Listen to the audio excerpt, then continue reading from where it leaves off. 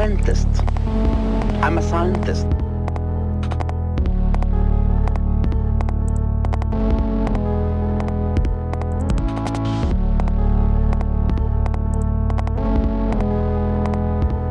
Uncharted X on YouTube.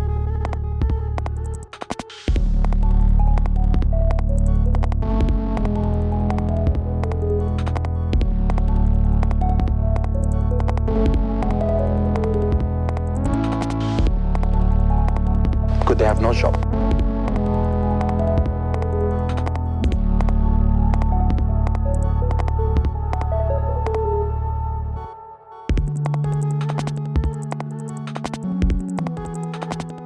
Could they have no shop?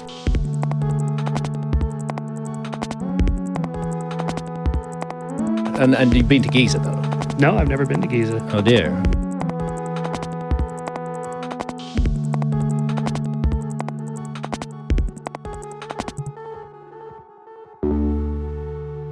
Because I don't believe in data.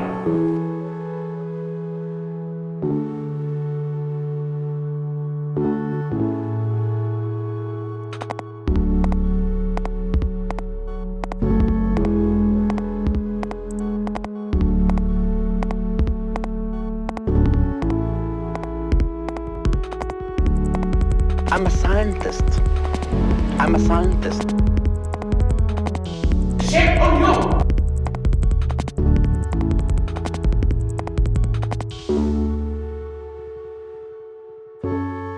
Uncharted X on YouTube.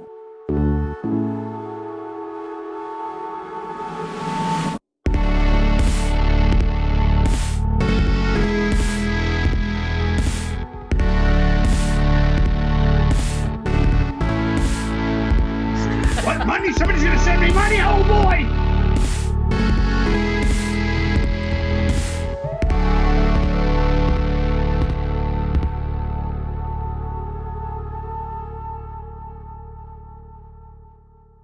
I don't twist my time.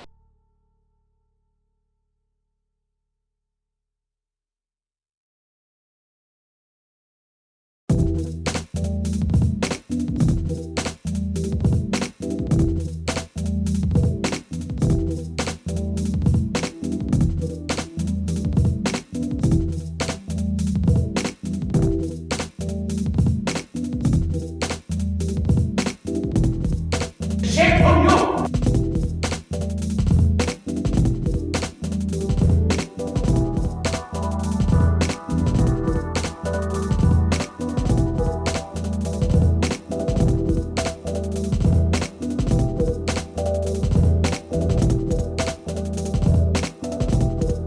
Could they have no shop?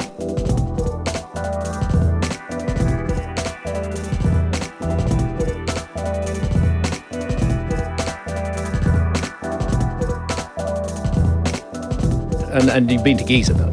No, I've never been to Giza. Oh, dear.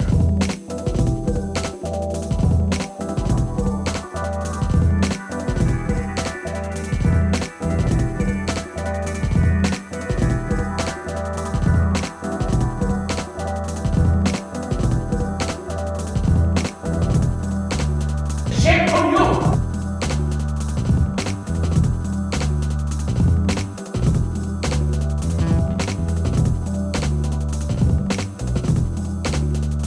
I'm a scientist. I'm a scientist.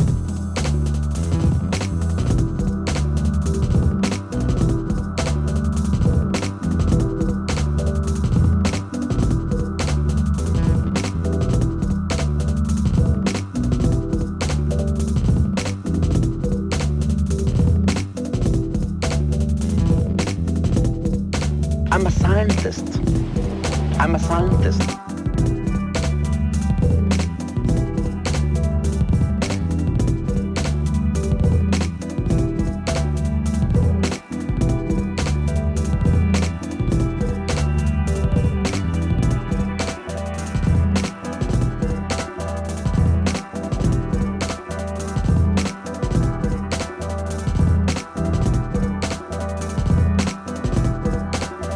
Because I don't believe in data.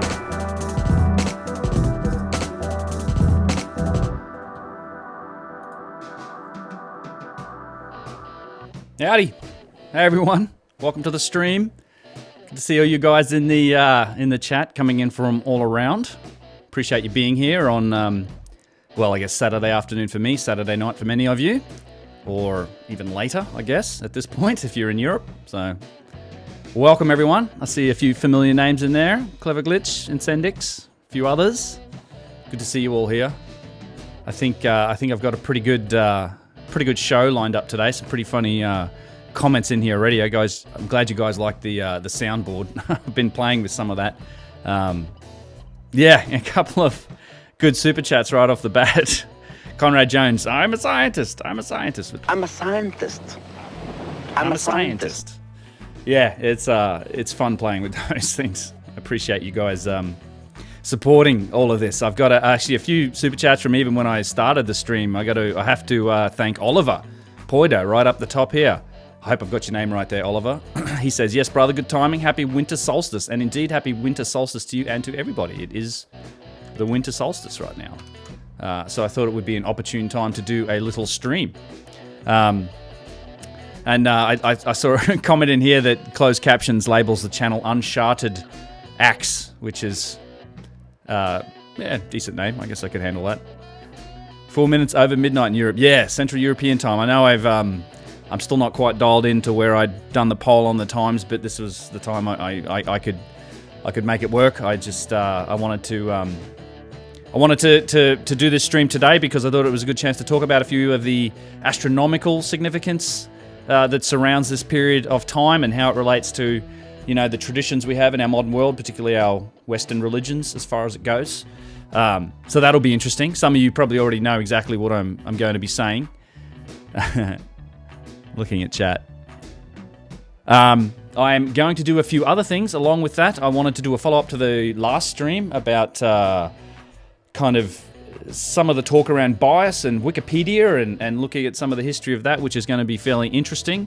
There'll be some background about that came out in the last stream, so if you haven't seen that, I'll try and summarize that before I get into it. I have a few sites that I want to get into and take a look at. I've got some really good raw footage that I think I've lined up to take a look at. I also have a bunch of questions from people that I have collected, and I know that I've asked people to post questions in the thread on YouTube, I guess the post and the community post, and I'll go back to that and try and answer questions as well as talking to chat. Do I have a nemesis, Charted X? If anything, it's probably the Uncharted game that seems to be the nemesis. I didn't really think through that one before I named the channel, but if you type in Uncharted anything, it's going to come up with that computer game, which you know, I haven't played, but all accounts I probably should, given that it does touch on some of these historical topics at some point, but I don't have a lot of time to play games these days, unfortunately. But what else are we doing today? We are getting into all that stuff. We've got site reviews, we've got these Christmas stories, we've got some Wikipedia bias news to recap. I've got a bunch of people to thank today. I'm going to try and do a bit more of that. I'm trying to make these streams a bit more of a regular thing. So appreciate everybody that has popped in with Super Chat. I think there was one that I missed here, which was History Shift for $1.99. What's my favorite book, Ben? Well, that's a tricky question, I have to say. God, it depends on whether you're talking about fiction, non-fiction, in the field of history. If it was in the field of history, it's hard, you know, for me it'd be hard to go past Fingerprints of the Gods, just simply because it was really the book that I know for me and for so many other people really started me off on this journey of questioning what we know about history, and it was the beginnings of trying to really dive in and understand all of the mystery and wonder and the real unsolved things that are coming to us from the past, and that there's a lot more to learn there. I mean, that book kind of kicked that off for me. There are other books in that field. I mean, there's a lot of these.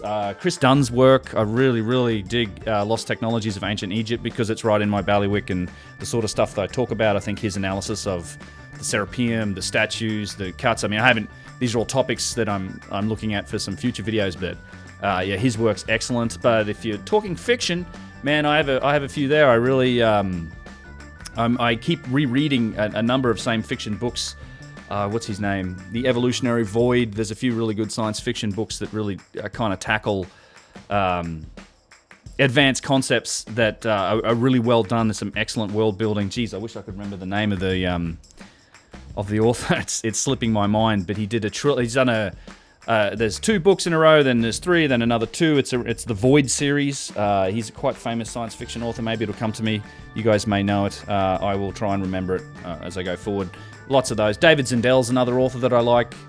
You can't actually find his books anymore. I don't think they're in print, but yeah, that's actually I've thought about doing a video about books at some point and just sort of a recommended reading list. I have a number of interesting books over here that are that I kind of keep going back to in this field. So, but yeah, I will get back into we'll get back to questions in chat. Nassim Agdam, $5. I'm a scientist, of course. We'll I think it's no. I'm a scientist. There we go. Hit that again for you. I'm a scientist. Peter F. Hamilton, thank you very much, Steve Atwood. Yes, Peter F. Hamilton, his Void series, highly recommended. I like the audiobook versions and I like the printed books. I have both. I dig all that stuff. So let's get into this a little bit. So as I said, I've got a few things planned today. One of them was that I wanted to talk a little bit about the astronomical significance of Christmas and of the period around Christmas. And kind of the backdrop to this is, many of you, I'm sure, are aware of this, but the Bible and modern religions, many religions, in fact, are just full of astronomical significance and allegories. Saint Leka, has anyone here read The Giza Power Plant by Dunn? Yes, I have. I've got it here. The Snake Brothers are doing a good review of it in their podcast series right now. Excellent book as well. I think probably the best modern theory about the pyramid, although I still suspect that the true answer of what that pyramid was for is outside of our current perspective, and maybe it's something we'll learn in the future. But I mean, his is probably the best explanation within our modern sort of knowledge base around what it lines up. However, given that there's been more voids and everything discovered in the pyramids, I don't know if if that how that affects that theory. The book's sort of it's aging now, but it's just an excellent piece of work if you're looking for alternative theory on the explanation of the pyramids. But there's particularly as it relates, I mean, Christianity's one example, that there is no end of astronomical allegory. I mean, the zodiac, the 12 disciples, the 12 signs of the zodiac, the fact that, I mean, Jesus essentially represents the age of Pisces that we're in right now. It's, in a lot of ways, the whole thing is essentially a symbolic sun cult or sun religion. As you might imagine, many religions have been. In fact, it takes a lot of elements from ancient Egyptian religion, which was also a sun religion, sun cult. I call it a cult. It's a religion. But if you look back at old artwork, particularly pre-Renaissance, you will find, and oftentimes the halo has been replaced, or earlier on was, a sun disk behind the head of Jesus. Essentially, he represents the sun. The 12 disciples are essentially representations of the signs of the zodiac. The zodiac has been very persistent through many religions, through many cultures, civilizations throughout time.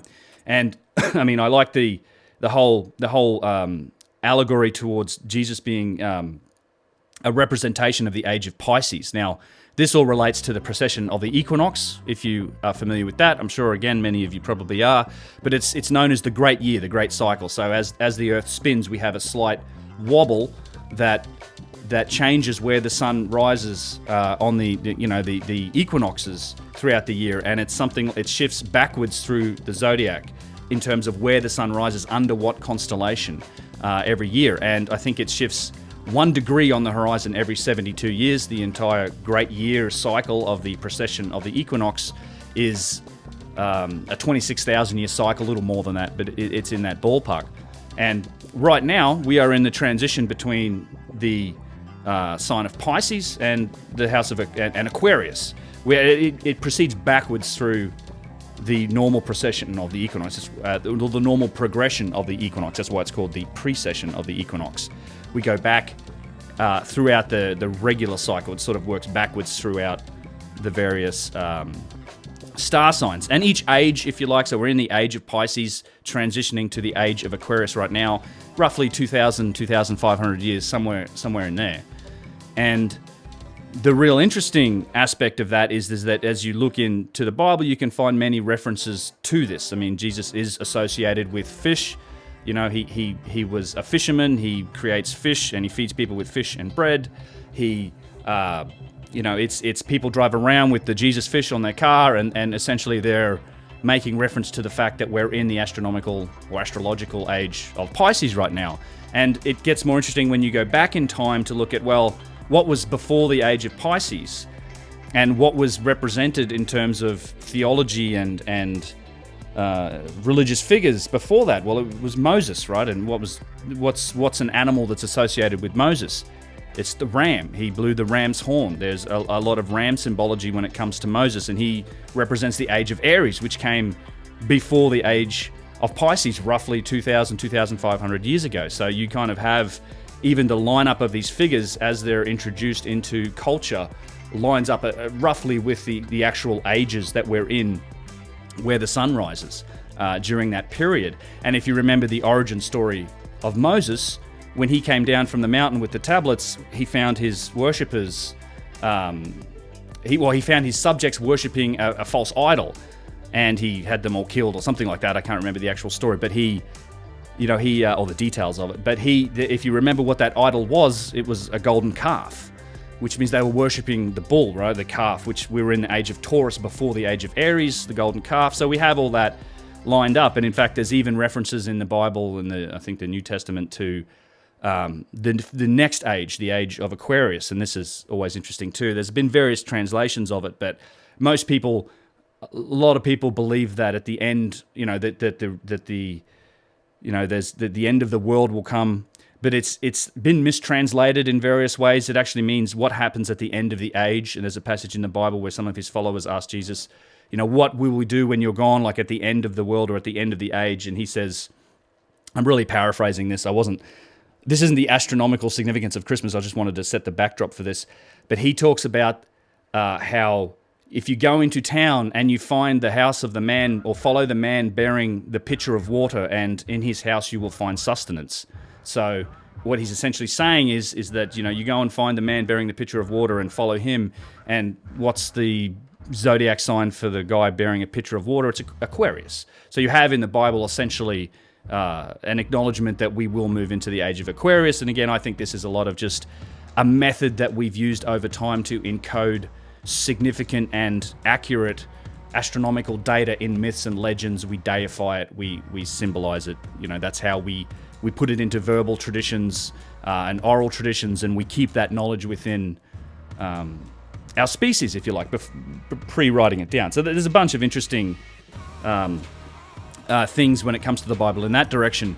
The other aspect of it is that in why we have sun cults and why we have these religions that have really been built up around the sun is that we, in the past, in modern life, it's hard to really have the same connection, but ancient people had a much tighter connection to the sun and the movements of the heavens, because your well-being, your comfort, your prosperity, your safety even was much more tightly connected to the movement of the sun and the movement of the seasons as we go through the year. So we were observing it, we were looking at it, and things like spring, when spring came and when the plants grew and there was more sunshine, there was more food, everyone was more comfortable, you were warmer, there was less night, less predators coming after people in the dark, all that sort of thing. We've had a very tight relationship to that, and I think that connection is somewhat lost in today's modern world, right? We have supermarkets, we have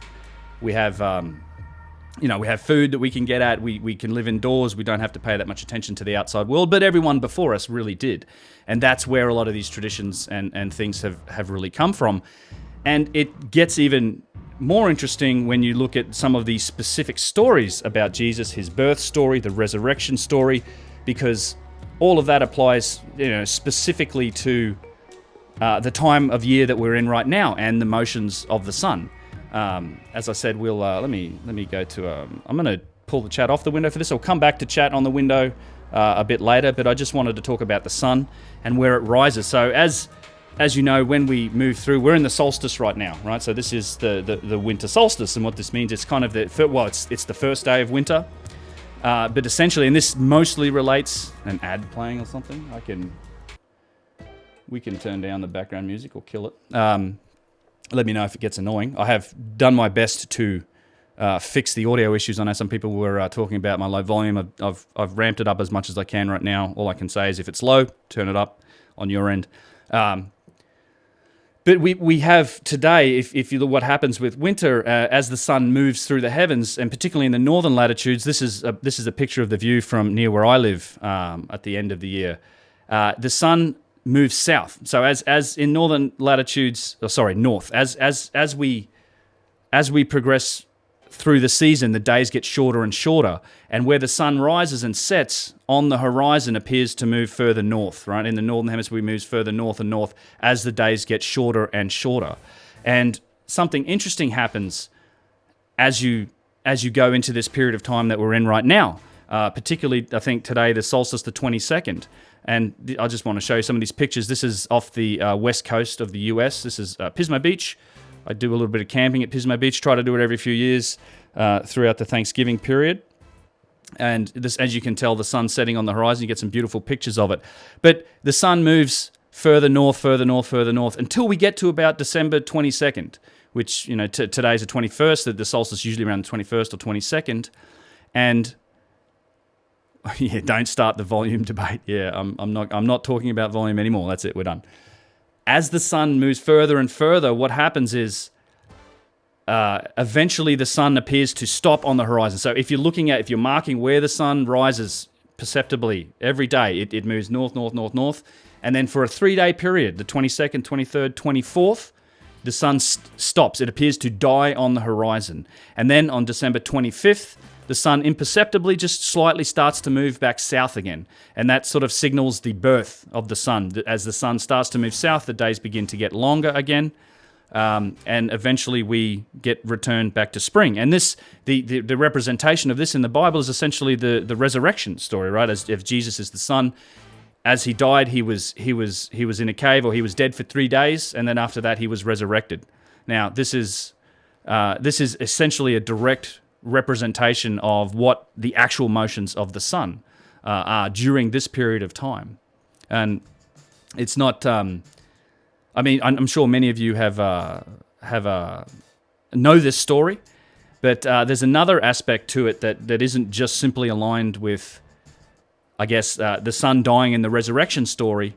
There is another, and in fact, we don't actually, and I'll just finish this bit about the 3 days of where the sun dies and then is reborn. We don't actually celebrate the rebirth until Easter, which is essentially the equinox, right? The spring equinox. And we only do that because at the spring equinox, we essentially marks the full return of the sun, right? At the equinox, equal halves, day and night.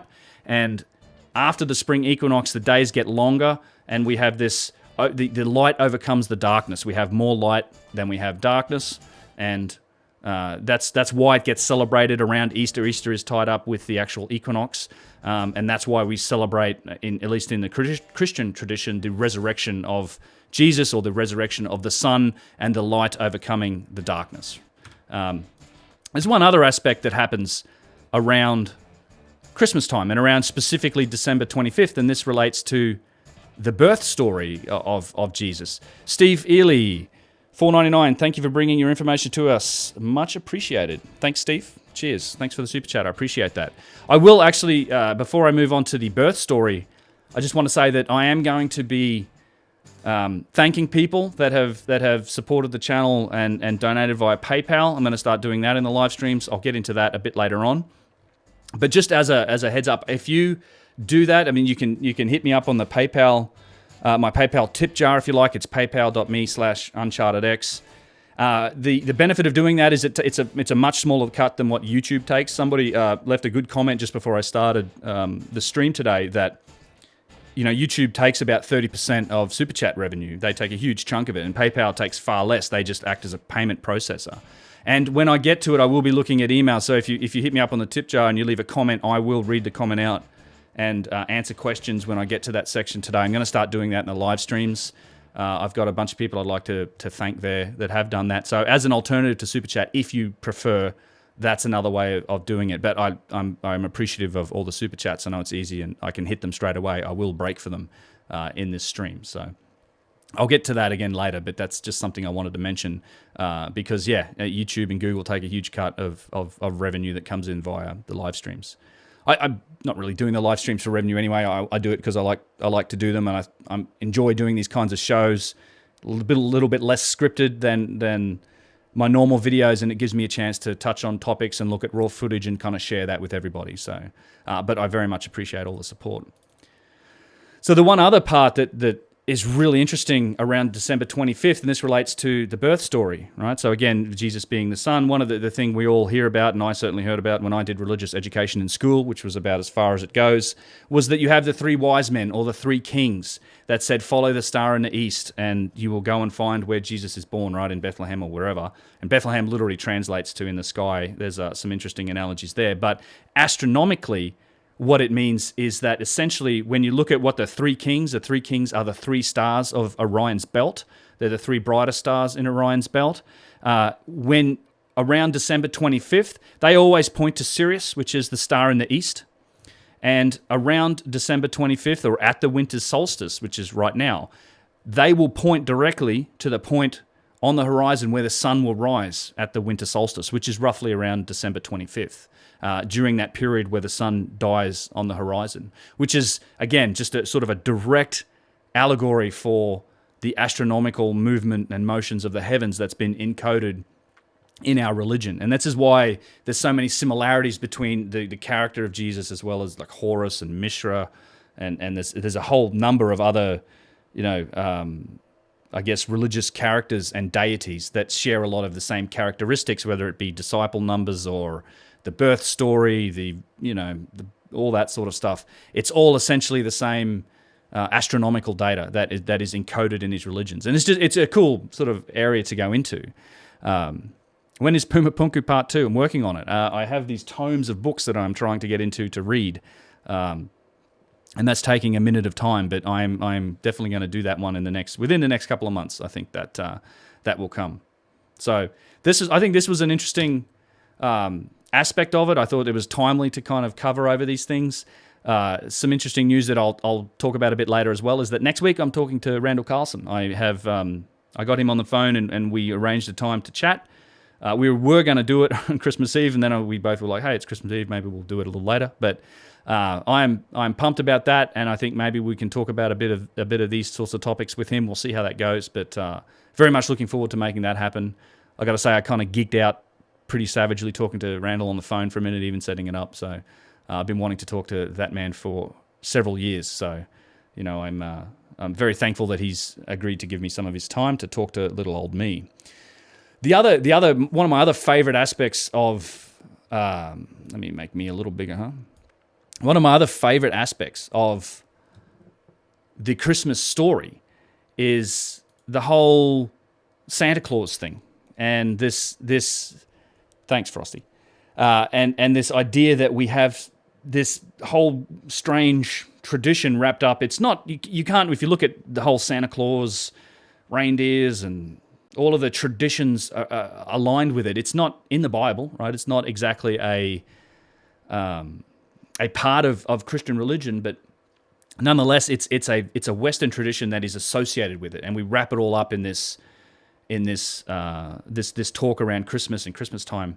And it has some very interesting origins when you dig into it. It's one of my favorite stories. I love to talk about this when people talk about Christmas and Santa, and it traces its origins back to, again, northern hemispheres. In fact, this is like Siberian, Nordics, that type of area, far northern hemisphere where it snows. You have conifers and pine trees. It's essentially a shamanic tradition that has been adapted and changed slightly, and we adopt it now. And it has a lot to do with the colors that we celebrate around Christmas, the methods that we do it by decorating pine trees in our houses, and also some of the myths and legends that are wrapped up around Santa. It's kind of fantastic. But what happened?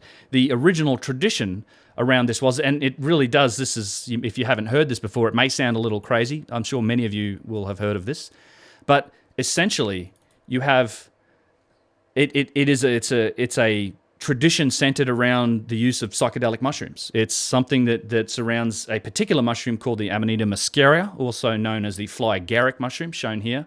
This red and white mushroom. Let's find, I've got some pictures of them here. Here's some actual Amanita muscarias growing. Beautiful mushroom.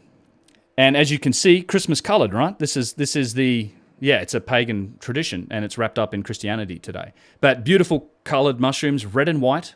And if you go back not only 50 years or less, you will find most of your Christmas decorations, old school Christmas decorations. You go and look at this on YouTube, or not YouTube, Google, search for images, go for like old Christmas decorations, traditional Christmas decorations. They're mushrooms. They're red and white mushrooms. Christmas cards, all these sort of things. So what happened was, back in the day, when it snowed, it was heavy, in the areas where these mushrooms grew, which is northern latitudes, you would have a shaman who dresses in red and white, kind of like this. They dressed like the mushroom. So you have that same red and white costume, and they would pick Amanita muscaria mushrooms, fly agaric mushrooms. They would put them in a central pine tree to as you're foraging for them. You would, as you collect them, they would put them in a central pine tree to dry out these mushrooms, and then as this sort of they would visit households and visit people that lived in these villages, in these areas, and they would, because of the snow and all of the heavy snow in the region, you often would have something like a roof entrance to these houses, right? The snow builds up, and you had a ladder and a roof entrance to come in through. So they would come in through the roof. That's now translated to Santa coming down the chimney, and they would distribute these mushrooms. And you could also further dry them, and they'd put them in, above the fire in a cloth sack or something, which is now how we hang, we hang socks over the fire or on our little ledges and things like that. But people would dry these mushrooms, and then they would take them. The shaman would distribute them, and they would take them. This is essentially representing Santa Claus. And it gets even better with this. So with the fly agaric, it's psilocybin. It's a particular, it has a heavy effect. And one of the most common effects that you feel when you take a fly agaric and why it's called a fly agaric, is you get the sensation of flying. It's as if you're flying, more so than many other mushrooms. There's lots of different effects, but quite commonly with the fly agaric, the Amanita muscaria, you get the impression of flying. And this is an interesting point because it relates to the reindeer, and the reason that reindeer get involved with this whole legend, I know I've got a picture of some reindeer here, is that the reindeer also really like fly agaric mushrooms. And it's not a, they would, I'm not sure if they ate them directly, but what I've heard about this, and this is certainly the case for the fly agaric, and there's other connotations in the Bible around this, drink of my water and you will see the truth. There's a lot deeper aspects to this as you go into it. This might sound gross, but this is what people would do is when you eat these, one of the effects of these sorts of mushrooms is, you can get quite ill, at least feeling ill. You get, upset stomach. You can feel a little ill before the effects take place. However, as it passes through your body and your liver and your kidneys cleanse the toxins that are in it, your pee, when you pee out, it's actually a purified form of the psychedelic substance in it. So quite often people would collect pee and re-drink the pee, and you would actually have a much cleaner experience. You don't get sick, you don't feel nausea, and you would have the same. You could repeat the experience. This is something that this happened in these traditions. Now, where the reindeer come in is that, this is at least what I've heard, is that they could smell that Amanita muscaria in people's pee. So if you go out in the snow and you would pee in the snow, the reindeer just about knock you down to eat the snow that had the pee, hence flying reindeer. So the reindeer would get basically stoned on these mushrooms and seem like they're flying, and we represent that in today's traditions by, flying reindeer with a shaman delivering mushrooms that we hang on our trees in our living room. So I always find it interesting to tell that to people. That like a nice wholesome Christmas idea, and it's like, well, actually you're kind of celebrating a psychedelic shamanistic ritual that happened in northern latitudes for a long time. So enjoy yourself, drink some booze. So urine therapy, right? All that sort of stuff. It's an interesting tale, and the deeper you go into that, there's I just wanted to mention John Marco Allegro. John Marco Allegro wrote this book. It's called The Sacred Mushroom and the Cross. This is, not everything is about drugs. I understand that. This in particular is about psychedelic tradition. It's not I hate to use the term drugs with this. There is always there's beneficial aspects to, visionary experiences. We're the only culture today that doesn't really value those altered states of consciousness and altered methods of thinking. At times it can be quite revelatory. Ayahuasca, look, I mean that's a whole bag of worms getting into it. I enjoy Graham Hancock's work in that respect as well. I think a lot of these experiences have a lot to teach us, and when done responsibly, are very beneficial. Can be frightening and all the rest of it, but it's like peeling back layers of ego and finding out what's underneath it. But it's in terms of a therapeutic use or self-growth and self-improvement, I think there's a lot to take from that. And the right set and setting is always super important with all that sort of stuff, right? It's not a party thing. It's not about being as high as you can get or anything like that. It's about self-exploration. There's a lot to know there. However, John Marco Allegro, interesting guy. If you look into his history, he was one of the only non-ordained Catholic priests to be able to study the Dead Sea Scrolls, which their translation, once it was translated, the church sat on for something like 50 or 60 years before releasing it. He was previously a Catholic priest, I believe, left the whole organization. He was the only guy that was allowed to study these texts, and on the back of it, he wrote this book called The Sacred Mushroom and the Cross, and it explores a lot of the analogies between the Christian religion as well as mushroom use. And there's a whole bag of worms to go into there when you research it. This is a good book to read on it, but Marco Allegro did some good work on it, and there's certainly a lot to suggest that there was more than just shamanic traditions involved with mushroom use. One of the things that I've heard is a lot of the friars and the way they used to shave their head would be because they would take oil that had been infused with mushrooms, and they would put that on their heads, on their freshly shaven pates, and would absorb things that way. So it was a very interesting aspect. I'm looking at, there's quite some discussion going on in here. Amanita muscaria, herb of immortality. Yeah, there's a lot. I mean, it's a whole other world when you get into this. However, let me bring back up the chat. Is this live? Ben, you're doing a chop job. Thank you. Festivus for the rest of us. Yeah, so when it comes to Christmas time, I'm not, celebrate how you like. I certainly don't mind. People can exist in their communities and believe what you like and follow religions. That's part of the human nature. We seek connection, and we seek explanation for our place in the world and our purpose, and certainly religions give that framework. Christianity today is generally probably a force for good, at least today. It hasn't been over time.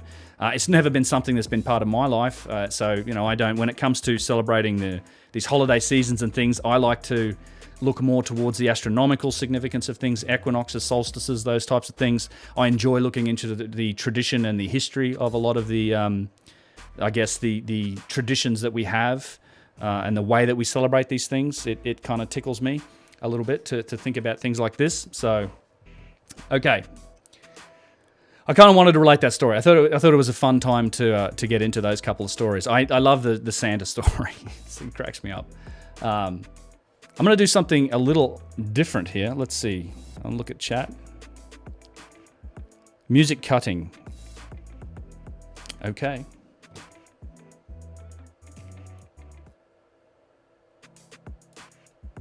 I don't know if I can turn it down anymore. I'll turn it down a little bit here. Hang on. There we go. Bedtime. See you, Jeff. All right. So the next topic I kind of wanted to get onto here was, and I will go back to this guy. Yeah.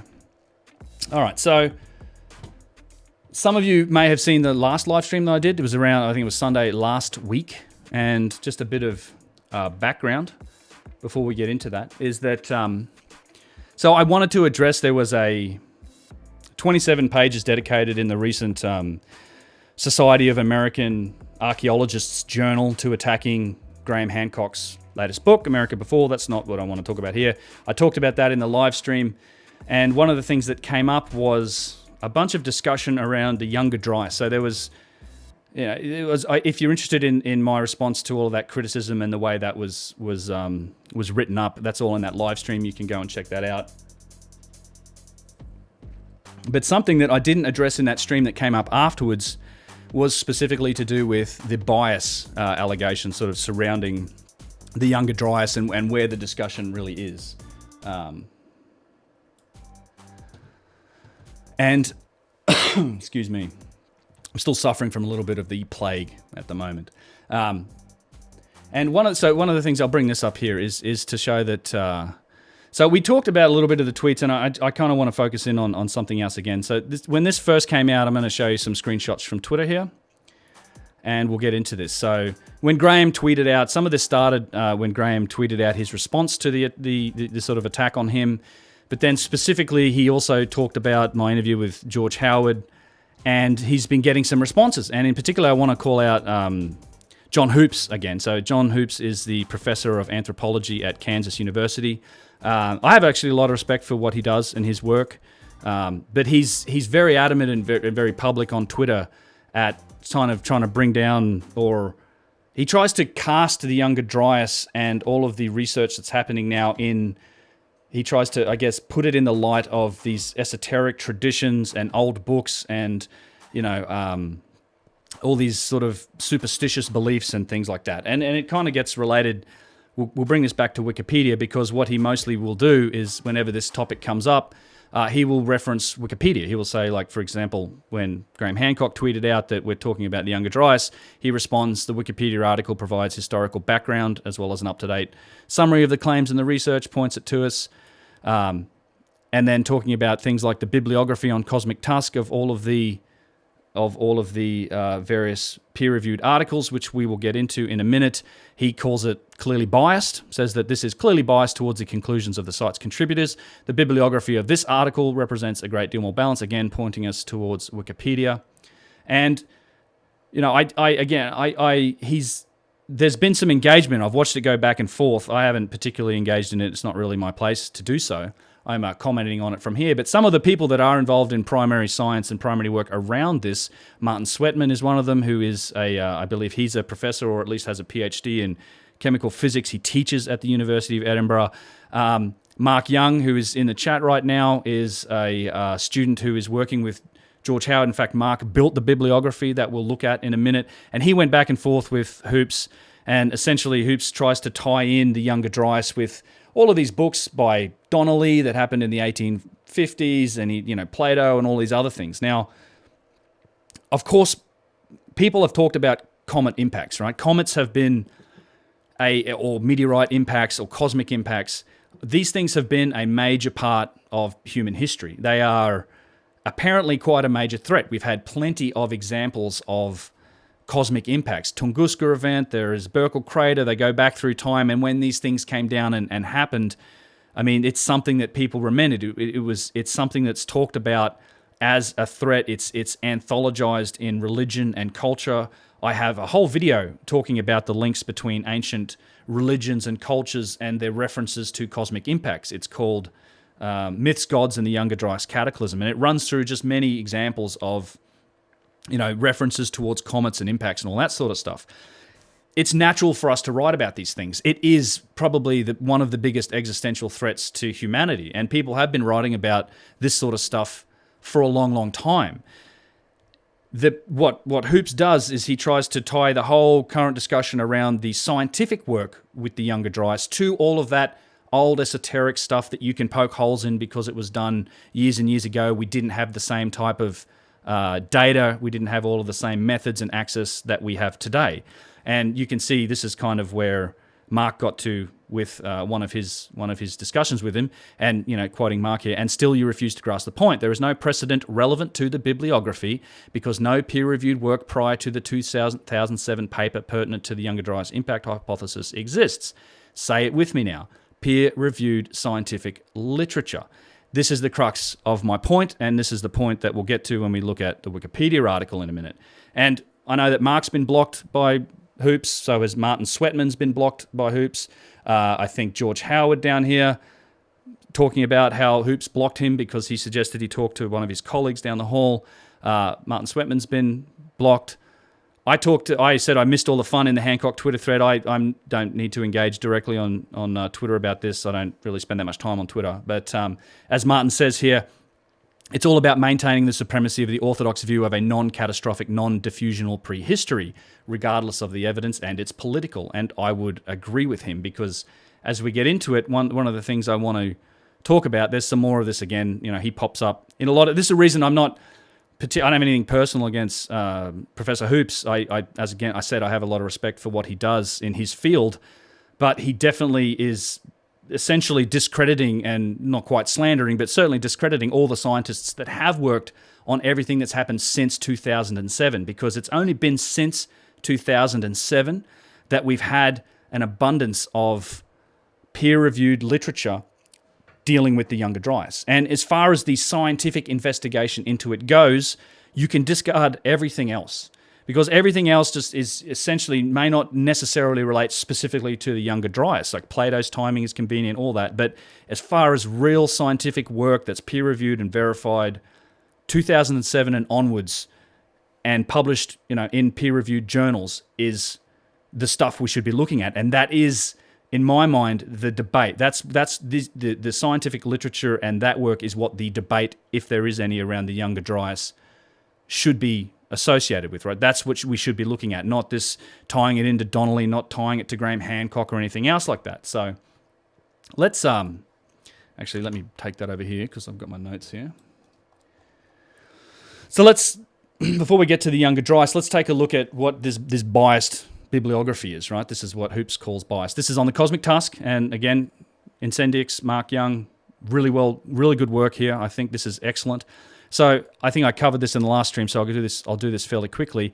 The bibliography here includes all the papers, not just the ones that support it, but the ones that are critical of it and the ones that refute it. And the list of them is here in this spreadsheet that's on this page. It's on the cosmictusk.com. You can find it yourself. And in fact, many of these have hyperlinks to go read the papers if you want. And as you can see, we start with the top first article, 2007 from Firestone et al., evidence for a massive extraterrestrial airburst over North America 2.9 thousand years ago, etc., etc. And this goes on and on and on. So we have some, critical, some refuting, lots of green supporting. And this is what the debate should be about. Like, this is the scientific literature. This is all of the literature. It's not biased. It's not slanted towards anyone's preconceived notion of what this is, or the conclusions of the site's authors. And in fact, I love this slide down the end here, because this actually talks about, it sort of summarizes all of this with looking at individual proxies. I don't know if you can see that very well. I'll make that a little bigger. But you have each individual impact proxy as it relates to the Younger Dryas, as reported in all of these scientific papers. So cosmic impact spherules, melt glass, carbon spherules, nano diamonds, iridium, platinum spikes, osmium, all the other things, the impact-related biomass burning, mass extinctions, human population declines. You have the proponents, which all listing the papers, who is, the for kind of the argument, the independent workers that may be somewhere in the middle, and then the critics of them. So it's all listed here. This isn't biased, not remotely biased. I don't understand how you can call it biased. Now, the other thing that is fairly interesting, when you look at some of the papers against it, and as you go through the list, you can see that many of these papers represent kind of a back and forth discussion. You will have one paper, and then you'll see another paper titled "A Response to that Paper," and it goes back and forth. And in many cases, at least in my opinion, and as much of this literature as I've read, in many cases the critical papers are pretty thoroughly debunked and responded to by proponent papers. So many of the critical papers get a response. A paper comes out that essentially crushes them. Like it's in my mind, there's very little, I can't say that it's settled science, and this debate in the scientific realm is exactly what should be happening for this to become mainstream. I think this is one of the most significant discoveries of our time, certainly relevant to us. I mean, it's there's a lot of, because of it shows what real climate change is. I can understand some of the political reasoning behind not wanting to talk about it in the mainstream, because it's going to upset the apple cart when it comes to the whole climate change discussion. And what the real threat is, as George Howard said, I love this. It's like It's like we're arguing over what channel the radio is playing and the car's sitting on the train tracks. And one day we're going to look up and see the train coming and we're going to feel pretty stupid about arguing about the radio. Great analogy for it. But as an example, one of the things that annoys me about some of the critical papers is things like this. One of the papers is called The Younger Dryas Impact Hypothesis, a Requiem. What's a requiem got to do with any scientific literature? This is essentially saying a conditioning. This is how you need to think about all of this stuff. Like a requiem doesn't have a place in real scientific literature. And you'll see many of the same authors, people sort of referencing each other. There's peer review's not perfect either. But this paper has a response to it as well. But I just don't think this has any place in a scientific discussion, particularly this term. I see this little comment here. Have I seen Prehistory Decoded's channel? Yeah, that's Martin Sweatman. I interviewed Martin Sweatman on my channel. I think he was my first interview back in the day, talking about his book, Prehistory Decoded. I have seen his channel, and I'd highly recommend, if you don't want to read the scientific papers, go and look at Prehistory Decoded. Martin's got excellent videos that go through the specific details of many of these papers. He covers them. He's doing it chronologically. It's excellent work. I have one video on my channel that I specifically wanted to dig into the first paper that looked at the Southern Hemisphere evidence of the Younger Dryas in Chile. And that's a video that I have on my channel. But yeah, I highly recommend Martin's channel, Prehistory Decoded. So let's look at Wikipedia. We'll come to that. We'll come to the history. So when it comes to Wikipedia and the Younger Dryas, mostly I don't have a big problem with this page. I think most of this information is just fine, but there is a lot of context that this has been put in that I do object to, that I do find to be fairly just political and biased. And the idea that this isn't biased is what I'm trying to debunk here. I think this page is heavily biased. Wikipedia has its uses. It's actually not a bad source of information for a lot of stuff, but when it comes to anything that's controversial, call it controversial, that is debated, anything that has, really two different camps of view, you will often find that Wikipedia really, really sides on one side. It just, it's something that it's very orthodox and mainstream perspective. There is not a lot of room given for people to express other valid theories about things that are under debate and under constant back and forth. And this is one of them, because I think this, if you read this article, you see how it's clearly slanted to try and put this in the perspective of a fringe theory. And when it comes to bias, the nice thing about Wikipedia is that we can actually go back and look at the history of the edits on this, and we can look at some of the discussion that has gone back and forth. It's gone into making this page, because this page in particular has been around since, I think 2009 or 10 was where it first popped up, a couple of years after the first paper came on. So there's been quite a bit of history here. However, let's just look at this. I want to read a little bit about this. I don't have much problem with the start. Evidence is fine. Consequence of such an impact is fine. History of the hypothesis. This is where it's like, okay, this has got nothing to do, any of this has nothing to do with the scientific literature. The original hypothesis about a comet impact that had widespread effect on human populations can be attributed to Edmund Halley. We can, biblical flood of Noah. There's all this other stuff, Ignatius L. Donnelly, which is the point that Hoops likes to make in his tweets and his literature, saying that this is just, the Younger Dryas is just a rehash of an old idea, this esoteric kind of nonsense, old books that aren't scientific. As you said, this was published in 1883, and you get to bring in and invoke things like Atlantis, which of course, for most people, summon up the image of what is just pseudoscience or pseudo-archaeology, which, by the way, I'd recommend watching the latest episodes of Cosmographia, which is Randall Carlson's podcast. He gets into a lot of details around Atlantis, where there was quite a bit of scientific research and papers done, particularly like 50 years ago now, the 50s and 60s, that really supports a lot of those hypotheses about Atlantis being, the mid-Atlantic ridge. There's dirt on the ground, like the idea of a cataclysm that actually did sink a substantial landmass. But sometime between all that research and today's times, it's essentially been declared bunk essentially by the mainstream, and it's really considered fringe now, which is a real pity, because all of the real scientific work that looked into it stopped all of a sudden. But when you go back and look at the literature, and that's what Randall kind of covers in a lot of this podcast, it's significant. It's worth watching. If you just think that Atlantis is some nonsense legend from history, think again. There is a lot of very interesting scientific literature and data that Randall reviews, as well as geological processes that explain a lot of the stuff that Plato said really well. Anyway, but you get to invoke it in a page that talks about the Younger Dryas, and this just has the effect of tying this stuff to pseudo whatever, right? It ties it to the fringe. And then we talk about things like 21st century revival and refinement of the theory. So revive, just the idea that saying, well, we revived this theory in the 21st century. And of course, here's a trade book. We're talking about this book, Simon Warwick and these other books. But this is where it really starts, okay? So in 2007, Firestone West, 24 other authors suggested that the impact may have led to an immediate decline in human populations in North America at the time. This is a reference to their first paper in 2007. As far as I'm concerned, everything that comes after this is fine. This should be the core of the discussion as it relates to a scientific discussion around the Younger Dryas, on its merits, on its critics.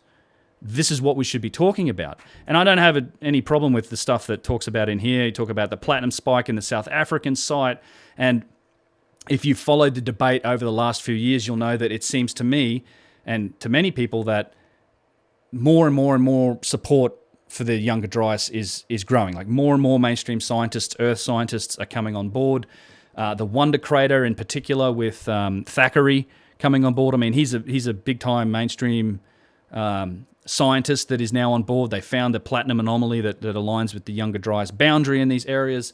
It's all done on impeccable science. You have more than 50 sites in the Northern Hemisphere that display these same things. In fact, it's an interesting story as to how they went and found...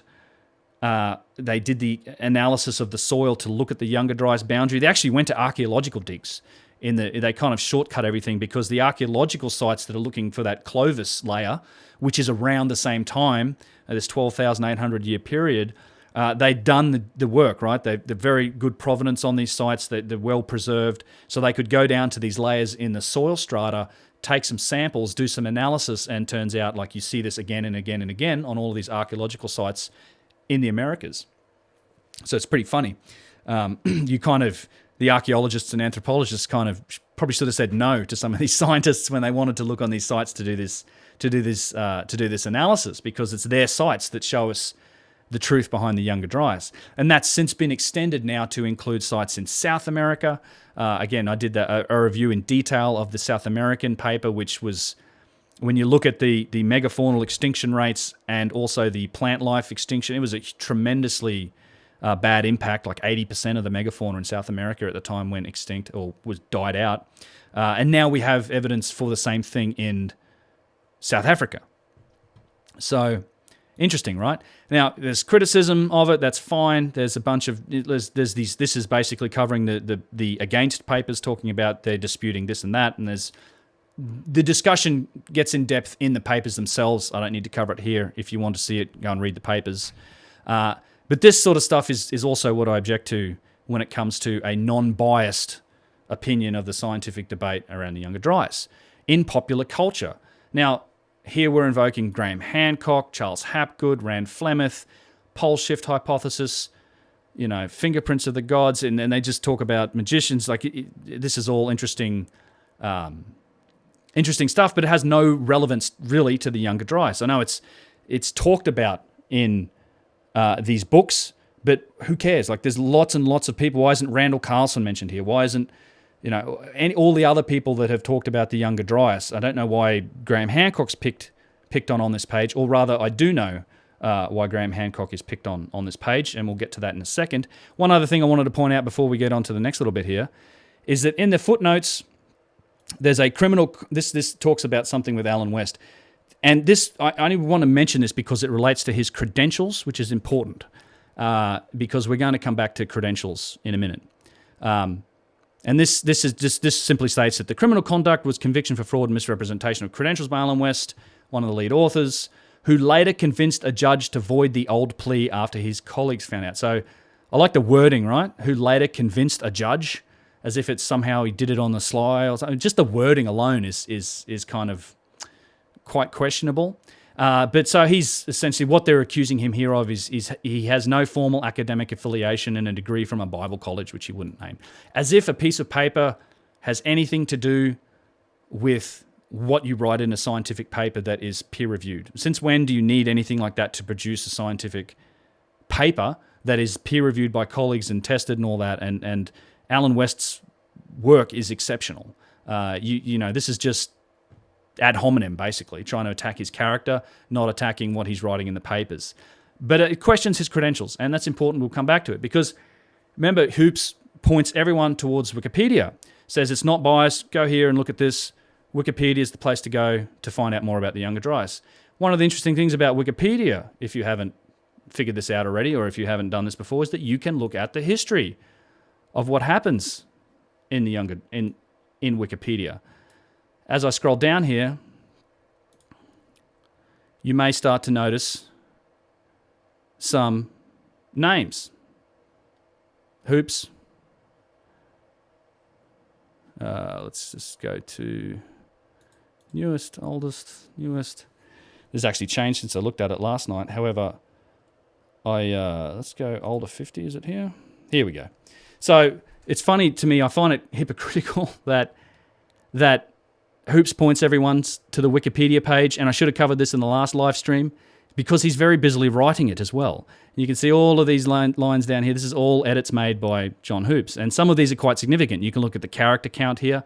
So he's essentially the one who's gone and written all of these popular culture, adding information about Graham Hancock, which just serves to overall try to drag the discussion down into the pseudo realm, right? But I just find it incredibly hypocritical to call everybody else's work biased and say that the Wikipedia entry on this isn't biased when you're over here writing the damn article and slanting it such that you do everything you can to take people's attention away from the scientific literature and focus it on everybody else that's either talking about it or Donnelly and all of this other work that has to do with comets and not anything else.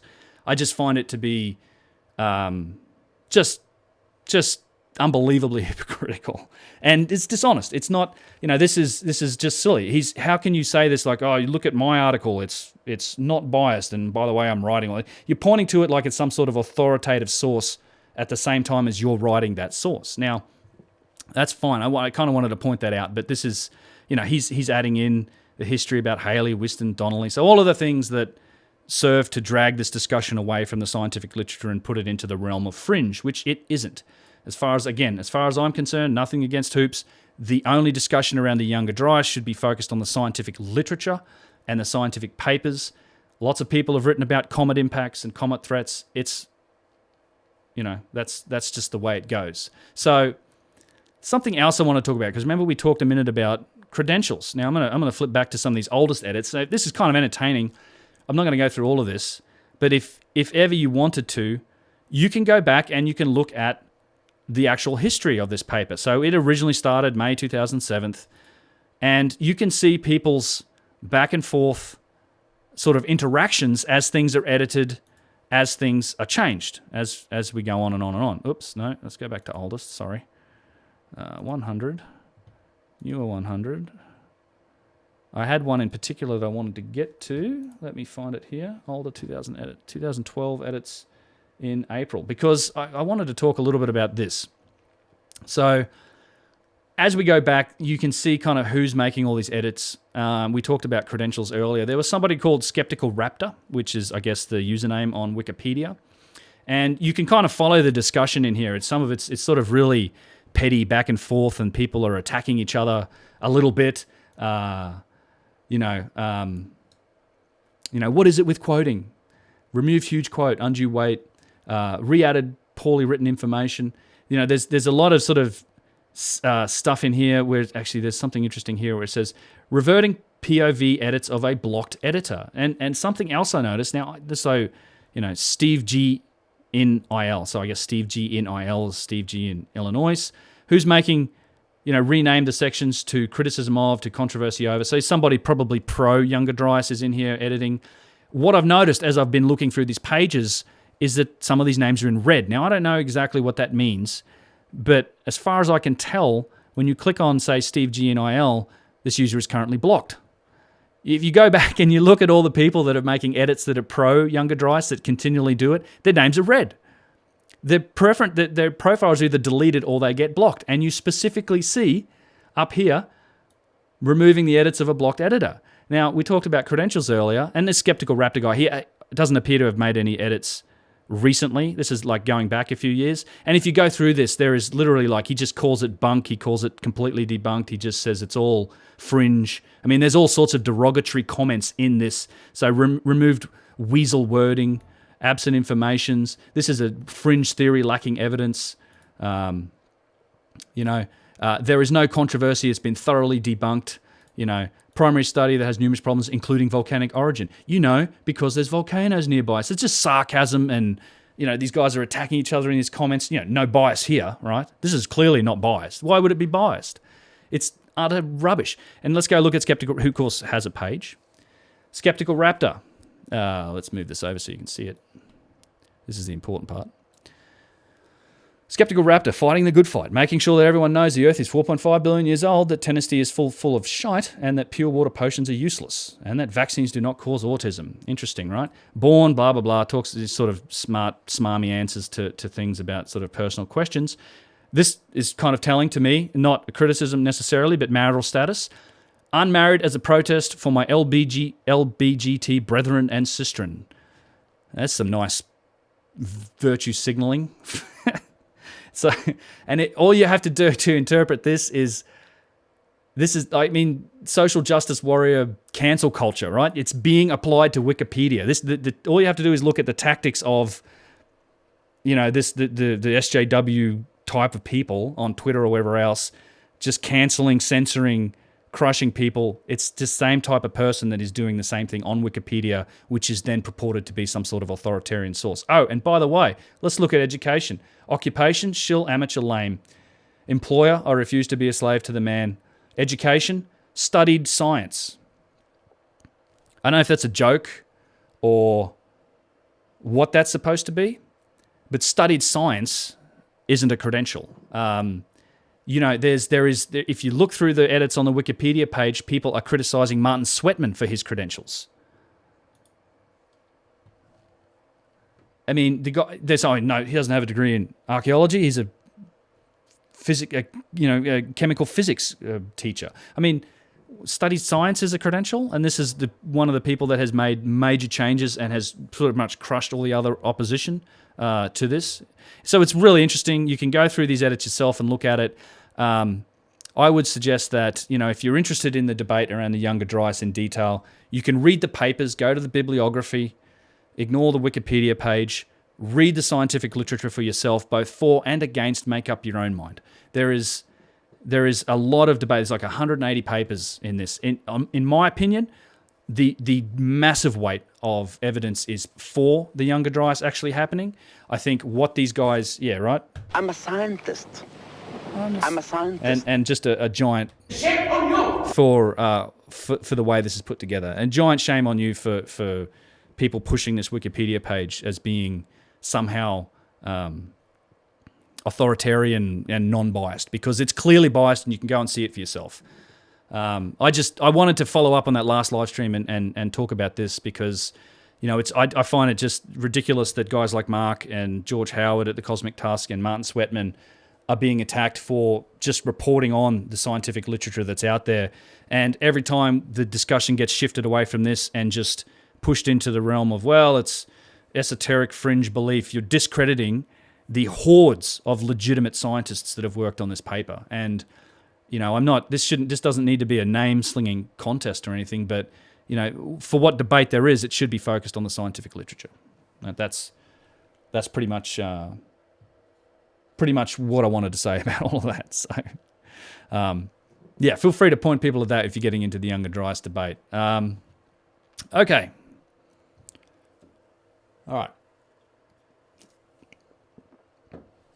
Have I missed chats? I probably have, huh? I'm going to scroll up here and... Good Lord. I have probably missed some... How do I do that? I'm trying to figure this out. Let's... Analytics, viewer activity. Okay. Conrad Jones, I'm a scientist, said it as well. I'm a scientist. I'm a scientist. Okay, I think I got them. The word is not a sound, neither flat nor round. Shame on you. Well said. Okay.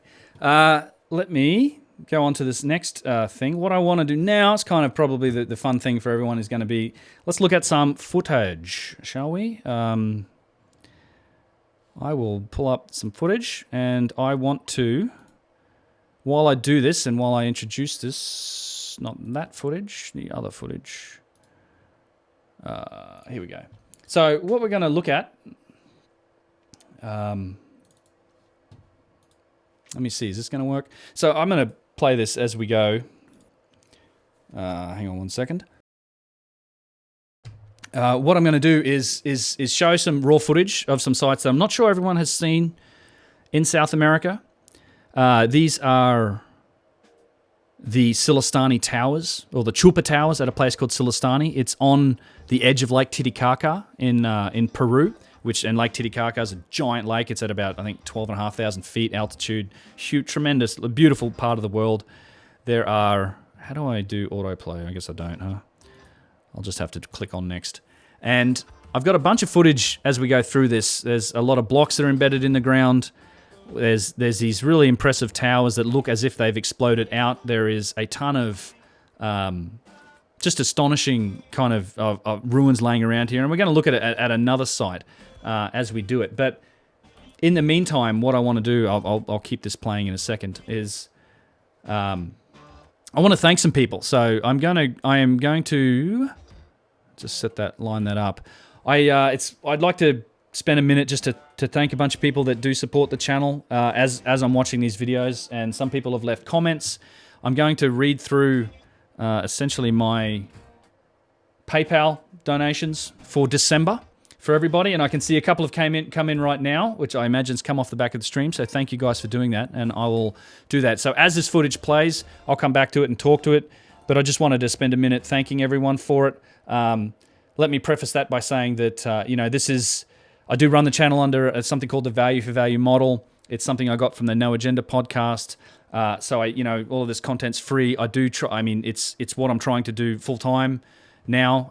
The support that I get for the channel is essentially the only reason that I'm able to make the videos and to do things like this, to put the time into it all. I'm hoping next year to get enough support to be able to start doing some more travel. I do have a bunch of things planned for next year, including some trips. I'm on the verge of announcing a trip to Egypt, just looking to get the final pricing nailed down and make the poster, but the itinerary's all sorted out. I'd like to maybe also do something in South America and give people the opportunity to come along to those things. And it's so, the model basically goes along the lines of that if you get some value from this, then any value you can return to me is much appreciated. Maybe it's just subscribing, or it's recommending the channel, or it might be, a few bucks here and there, something like a price of a cup of coffee, that type of thing. So that's the model that I try to run it on, and there's a bunch of podcasts and shows trying to run it on that model.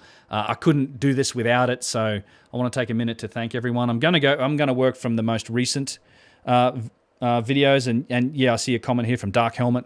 Awesome. I actually watched Spaceballs not recently. Pretty recently. So Dark Helmet says that PayPal is better, YouTube takes half of Super Chats, or something like that. They do indeed. So that's why I try and push people towards that.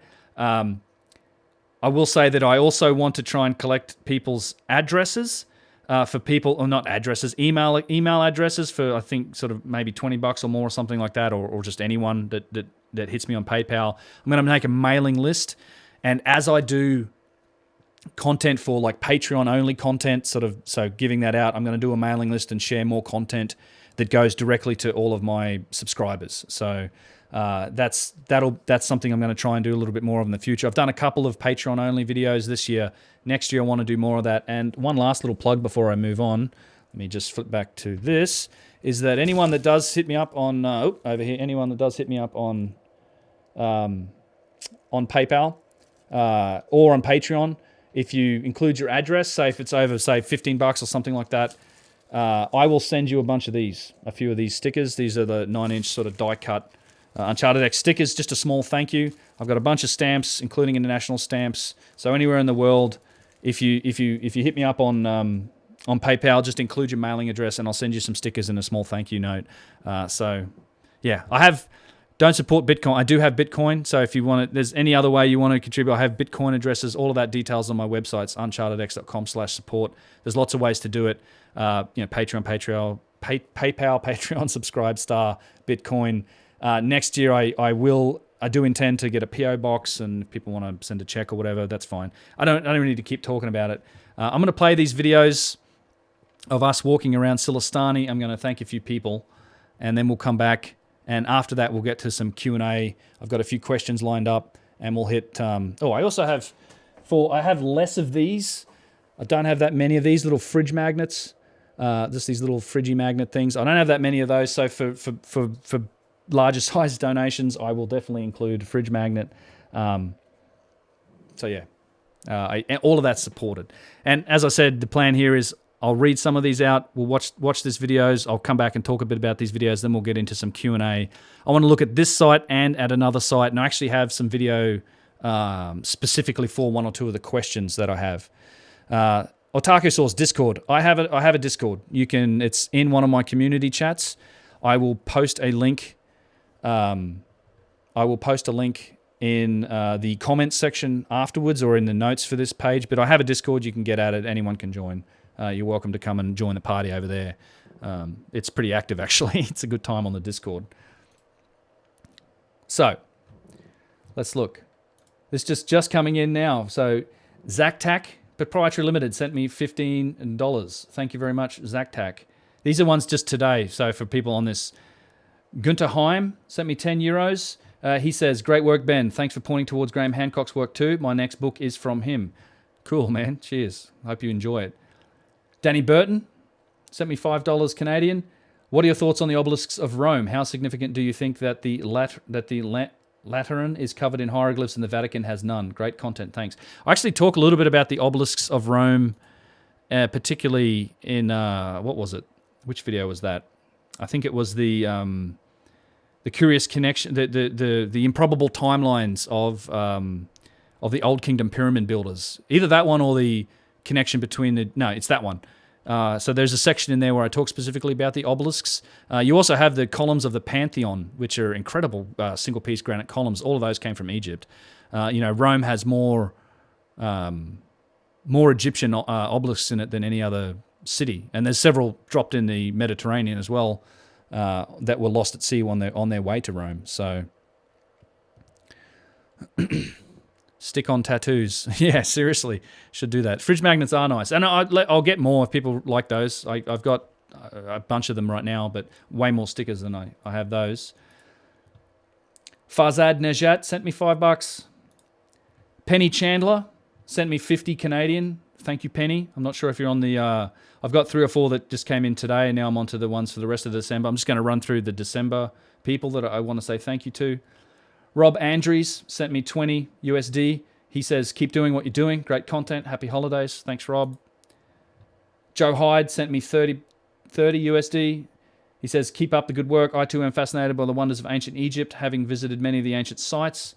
In October 2019, I went inside the Bent Pyramid, which was a wonderful experience, but very tiring on the legs due to the low height of the tunnels. I've got some pictures if you're interested, but no video. Keep up the great work, Joe. Thanks from the UK. Joe, the Bent Pyramid, I can't wait to get in there. That's 100% going to be on my trip to Egypt next year, which will be end November, early December, so about a year from now. And I will we'll be getting in there. And I've seen some good footage from inside there. Papa Bear in the super chat for a cuppa, $10. Thanks, mate. Cheers. I appreciate you buying me a coffee. I will use it for that. Thank you very much. Cool. Tijaro Dennekamp, some of these names are tricky, sent me $5. Brian Davis, $20. Berkshire Energy Healing sent me 20. And he says, Ben, I love your YouTube videos. If I were a younger man, I would follow the path you have taken. Reading Secrets of the Great Pyramid in 1970 opened my eyes to prehistory. I have never looked back. I have a book by Poznansky I'm happy to send you. I picked it up in a used bookstore in Toronto about 30 years ago. It's looking for a good home. Thank you, Robert. Cheers. I actually sent Robert back an email taking him up on that, so I appreciate that offer. Turnited and Turner sent me $10. That's Hank. Hank's awesome. Hank's been a long-term commentator and supporter on my website. He writes a lot of great commentary on my website in the comment sections. I do try to spend a bit more time responding to comments in detail on my website. If you ever want to leave a comment there, I can't get to everything all the time, but I do focus on those maybe a bit more over like YouTube comment sections. And Hank's been a long-term supporter on there. I know he's looking to come on the trip at the end of next year, and he's been actually spending a bunch of time in Egypt. He went back there a whole bunch of times looking at stuff. James Smith, $5. Arwen Roberts sent me $50. He says, "Hi Ben, been watching your channel and I'm just so impressed with the work you've been doing to pull together so much great information. I'm also continually amazed at the sheer ignorance of these so-called experts. Let's hope the truth will out eventually. Have a good one." Thanks, Arwen.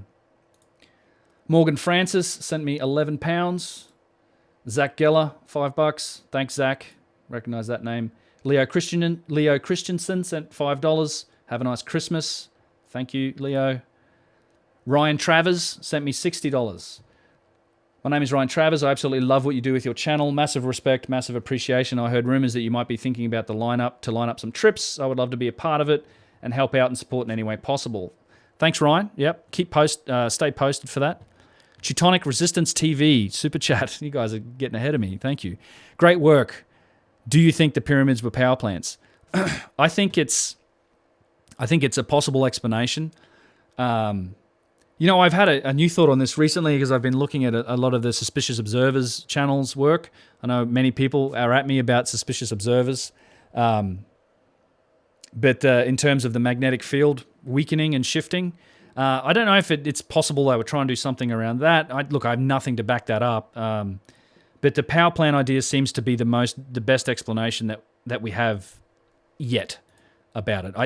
My real opinion is that I think the real explanation for what they were, I do believe they were functional. I think much of the Giza Plateau stuff was functional. And I think all of that is currently outside of our perspective and our understanding. I talk about that a bunch in several podcasts in terms of technology and how it informs our perspective and how we look at the world. You're right. Why am I doing that? I'm so sorry about that. Let me back up. Man, you were just staring at my face, huh? Sorry about that, guys. I will put this footage on these Silastani towers. I feel embarrassed now. So this is, again, Puno, near Puno, the city of Puno, which is on Lake Titicaca. And these are these Silastani towers, and you can see the megalithic blocks that are laying around. A lot of them have been put together extremely well. You also see evidence for multiple layers of construction in terms of the Inca. Yeah, that was my fault on that.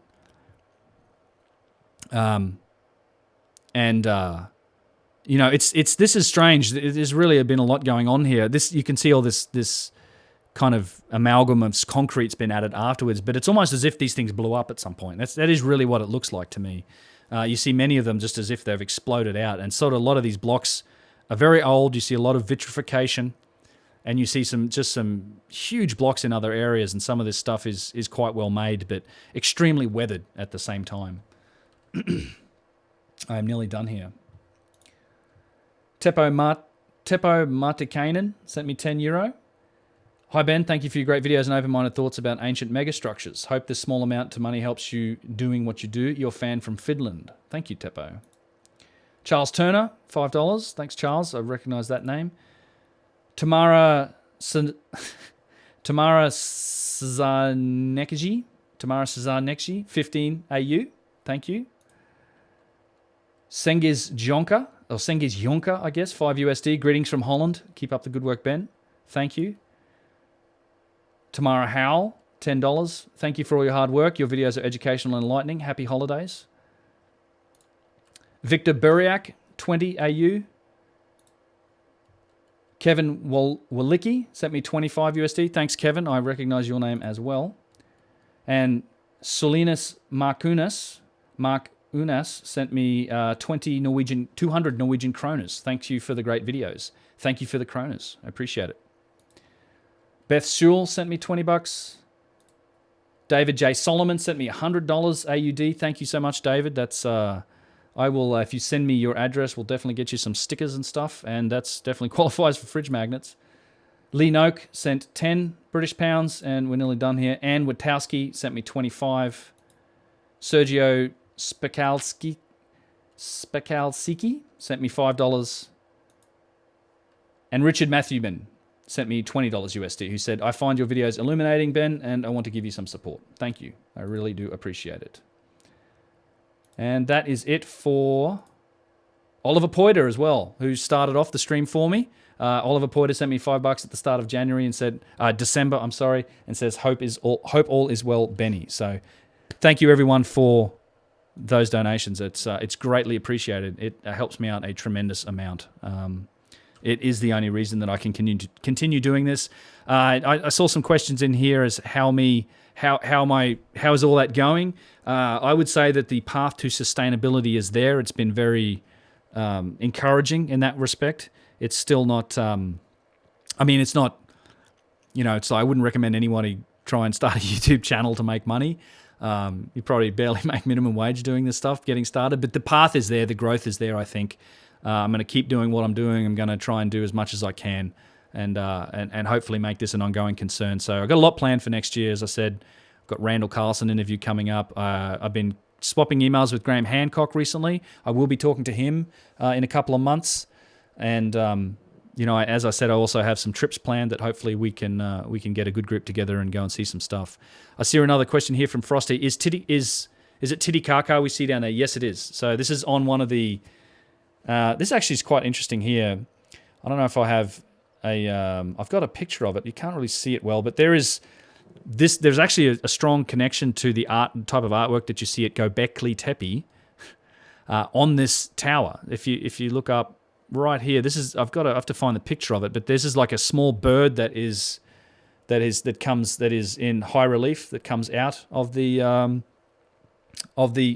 tower, and it's very reminiscent. There's also a couple of snakes on various blocks, very reminiscent of what we see at places like Göbekli Tepe. It actually, I remember when we first saw this is from an earlier trip when I was with Graham Hancock, and he wanted to go see this. He took a bunch of pictures, and it made a mention in his book. Actually, there's pictures of this in his book, Magicians of the Gods.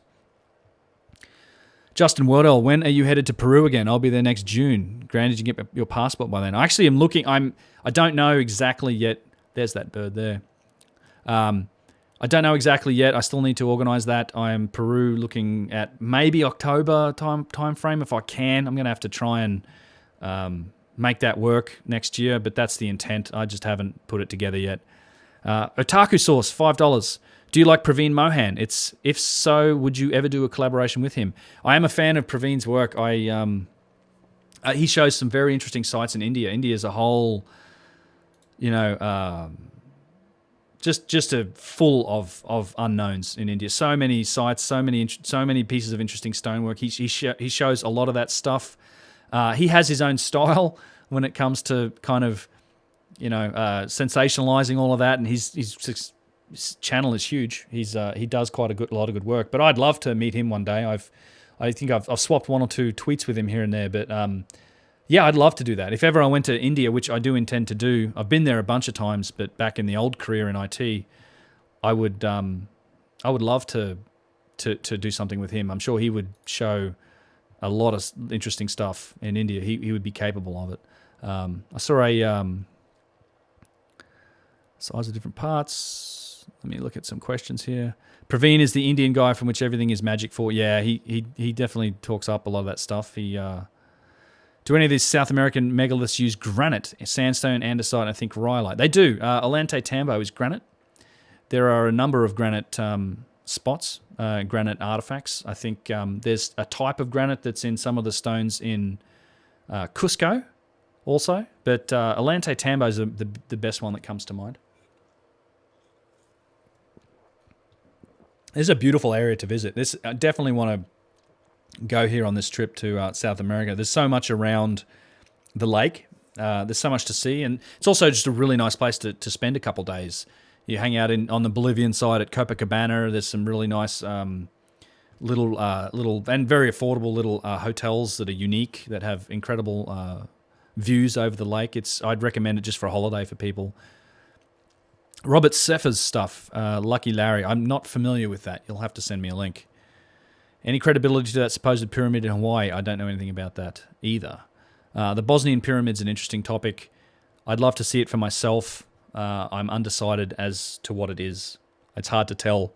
I mean, not that I'm a particular expert on it, but I find that to be. It's certainly if it is. There's some extraordinary claims around the Bosnian pyramid saying that it's the most well aligned to true north structure in the world, that kind of thing. Have I got a chance to meet JJ Ainsworth? Hope I spelled her name right. I'm familiar with JJ's channel. It's a Megalithic Maiden. I've never met her. I've never met Hugh. We follow each other, I think, on at least Hugh and I do on Instagram. I haven't met those guys. I'd love to meet them one day. Yeah, I get a lot of value from Hugh's work. Andrew Collins. I like JJ's videos. It's anyone that dedicates their life to kind of looking at these things and sharing information with the public. It's worthy. But I like their style. He did one thing I did like was either her video or with him was a Stonehenge video, but showing how to get at Stonehenge without having to take the tour. You basically get the same view. But you can walk. There's a walking path down the highway. A lot of the byways in England. Not many, I guess, people outside of England know. So there's some. If Andrew or anyone is watching, there's quite a few nubs on these rocks in this footage. There's lots of that sort of nubs that you see on other rocks here. Also at Silastani. But she shows a good way to actually get at Stonehenge for free, where you can walk there. You can park and then walk on the byways. In England, you have to give right of way for people to walk across land. You can't have private land and then close off access to it if it has been a path that people have taken over the years. I think there's something like that. So you sort of have a right of way as a pedestrian to go on a lot of these places and walk in a lot of these areas. Jeez, some of you guys. Settle down.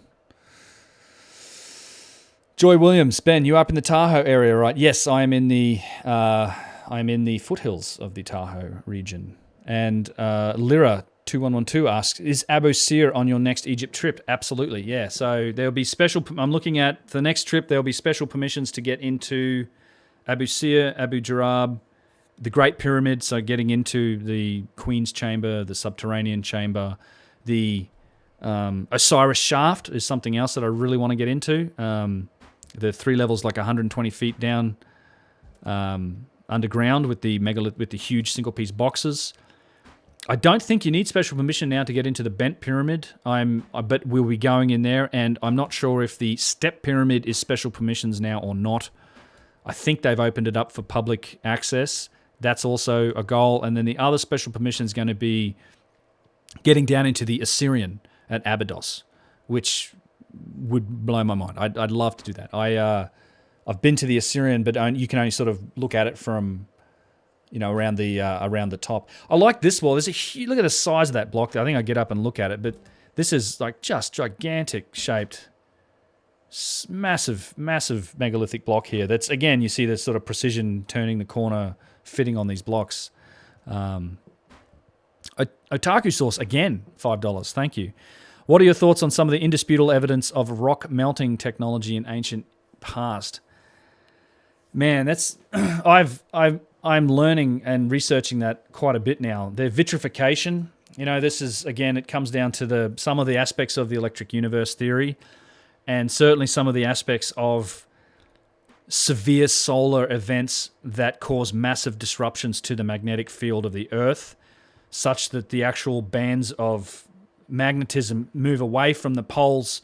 So say in the event of a micronova or a massive solar flare, it may push on the magnetic field of the Earth such that it sort of polarizes and moves in these L bands that protect us, and it causes arcs and discharges from all of the battering from cosmic rays and all of the particles coming from the sun. And this is certainly what Robert Schoch says about it. It seems like we've got evidence of that type of thing on the Giza Plateau. And I was looking at my footage recently of it. I know Luke's got a video on his channel. It's the same footage. of what looks like melted granite in the causeway, the limestone causeway, or melted stone. And, there's accounts of like the Sphinx being hit by lightning in the past. I think that's a possibility. I think that there may well have been, around that Younger Dryas time frame as well, just a huge solar outburst, big event. I mean, this is, again, Robert Schoch talks about it. He believes that's what we're looking at. Hello, me. He says that it's the evidence of these lightning discharges and solar activity that is causing this melting of stone and a lot of this vitrification. I'm only really just starting to get into that aspect of it. I've really been enjoying the Suspicious Observers channel recently, particularly his look at the magnetic field. It's honestly something I'd like to talk to Randall about when I talk to him, because the Earth's magnetic field right now it's weakening, right? We've been stable for thousands of years. The poles do shift, but ever since about the mid 1800s, maybe a little earlier, our magnetic field's been weakening, and the poles, the magnetic poles, have been moving further and further year by year. In fact, they had to redo the magnetic model of the Earth earlier than they thought they did, and this is sort of the model that gets used for instrumentation and whatnot. They were supposed to redo it in 2020. They had to do it this year because the poles had shifted so much. And each year it seems like the poles are wandering further, and I think the rate of weakening of the magnetic field at this point is at around 5% per decade. And that weakening rate has been accelerating. And we're at something like 75% of what is normal strength now. And it seems like we may be at the beginning of what could be a pole shift event, which is kind of bad news for civilization. It's a complicated topic, and I'm just sort of starting to get into it. But I think there's something there. And when it comes to the vitrification and melted stone on places like Giza, even in South America, some of this stuff may have been the result of just tremendous solar activity associated with impacts to our magnetic field and the current discharges that come to it. It's something that I need to do a lot more research on and incorporate into my work. I think it's really interesting. It's a good area of science right now. It could have always been moving. Yeah, Azaraf. I know we've only just recently found it, but we do have a paleomagnetic record of the strength of the field. And for the data that we have, at least we know that the weakening has been accelerating, which is lately it's been accelerating much faster. Yes. Vegan Marshall, will you cover the Indian and other Asian megalithics? Yes, I will. I do have footage from Cambodia and other areas. I don't have much from India, but there are places that I do want to get to. I also want to get to Japan. Like I think that's probably going to happen before those other two. I think there's a tremendous amount to be found in Japan. There's a lot of megalithic stuff in Japan that I want to get into. Vince talks happens every 13k years when the destroyer passes through the solar system. Yeah, it's the plasma electric universe. I know it's wrapped up in that theory. There's a lot there. I haven't really formed all of my opinions on that yet. I'm still trying to research it, to be honest. But it certainly is evident that the magnetic stuff's happening to our magnetic field right now. We'll see what happens. While we're here, so Adam and Eve story, right? That's the Chan Thomas thing. Yeah, it's all part of it. I mean, it doesn't look, honestly, the conspiracy angle to a lot of this stuff doesn't help it. I'd like to, I just try to focus on the science aspect of things, but all right. While we're watching this footage, I'm going to also pull up a few other questions here, because I've got another site that we want to look at after this. And this is Lake Titicaca, as you can see. And all of this area, just while we're looking at it, just strewn with megalithic work. Like you have, and I find evidence for all three styles. You have the Hanan Pacha ancient style. You have this sort of megalithic work, which was probably once a fairly well-formed megalithic block with these nubs on it that has just eroded massively over time. So it's really hard to say how old some of this stuff is. I think the origins for all of these sites goes back way further than the Inca, which is only several hundred years ago, really. Reading chat.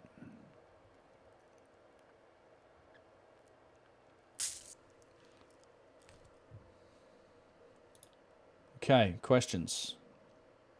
Let me hit a couple of these, and then I will keep coming back to chat. Have I been to Chichen Itza yet? No, I haven't actually been to Chichen Itza. I've been to the Yucatan Peninsula. I have a lot of footage from there, but there's a lot of places in Mexico that I have yet to go. I have some interesting footage from climbing pyramids in Mexico. Maybe that'll be a good subject for one of these live streams as well. I haven't really used much of that footage in my videos yet, but it's coming. Yeah, please do a show on the 500-ton stones at Baalbek in Lebanon. Predates the later Roman temple to Jupiter. Yeah, Donald Goodall, good question. And in fact, on this Egypt trip next year, there'll be an extension to Lebanon to go to Baalbek. Because that's always been a goal of mine. I've not been there. So I'm going to try and, if people want to take an extension on that, we're going to go to Lebanon if enough people sign up. And check out Baalbek for a couple of days, including going to the quarry, seeing the stone of the pregnant woman, the 2,000-ton quarried stone, the trilithon, which are the whatever 500 to 900 tons stones that are placed in the foundations of, I guess, the foundations of the foundations at Baalbek, which is the question. Like, everyone calls that a Roman temple, but the Romans built their stuff on top of pedestals, and they did that at Baalbek, but that pedestal sits on a much bigger pedestal that includes these trilithon stones. I think they just found it's a good place to build it. So here's another great example, right? A megalithic block, nice flat surface with nubs on it. If Andrew's watching, he's going to love this stuff from ancient history criticisms. Tons of these sort of things out here. And it's everywhere. Like this, that's one of these sites where it's just literally littered with megalithic blocks all over the place. Maybe they invented nukes 15,000 years ago. Well, the Vinamas, right? The Brahmastra Shira. Actually, a good interpretation of that is as a nuclear weapon. It fits what they say about it. I'm not saying that's what it is, but it does fit kind of the description of the Brahmastra Shira, which was the weapon that would kill gods if you used it against men. I emailed you a few of Robert Seffer's recent videos on Offit. Yes, Lucky Larry, I did see that. I think I sent you back an email, did I? I'm not familiar with his work. Oh, you did. You just sent it to me. Okay, thanks. I will check that out. Teutonic Resistance TV, what do you think of the theory of the Recat structure being Atlantis? I like it's certainly the profile of it seems to fit. There's a few. I've been watching Randall Carlson's response to that recently. I would pretty much, I would trust his judgment when it comes to that in terms of not deviating too far from where Plato said. But I mean, and it's certainly an interesting formation. I'm not sure that that's what it is. If you look at the elevation profile of it too, it doesn't really make sense in terms of it being flooded, because it's already, I think, much lower than the environment around it. There's a few sort of issues with that theory, though it's interesting, and there's barely any work been done on it. It feels like to me it's something that it certainly needs some more people looking at it, but I pretty much would go with Randall's opinion on it at this point, at least. But I haven't, honestly, I haven't done that much research into that specifically being Atlantis or anything. Okay, so let me ask. There's a couple of questions here that I queued up that I will read out while we watch the rest of these videos. ZV, one of my patrons, sent me a message. Besides a mere token of appreciation regarding your excellent work, I had a question for you. Is it plausible that the precision granite boxes reviewed in your various videos could have been some sort of safe for knowledge and or other items in order to survive a cataclysm? This would imply that the civilization who built them already survived at least one previous cataclysm, if not two, in which case this would mean we're talking about lifestyle who have had at least 24,000 years of history. Good question. Thank you for it.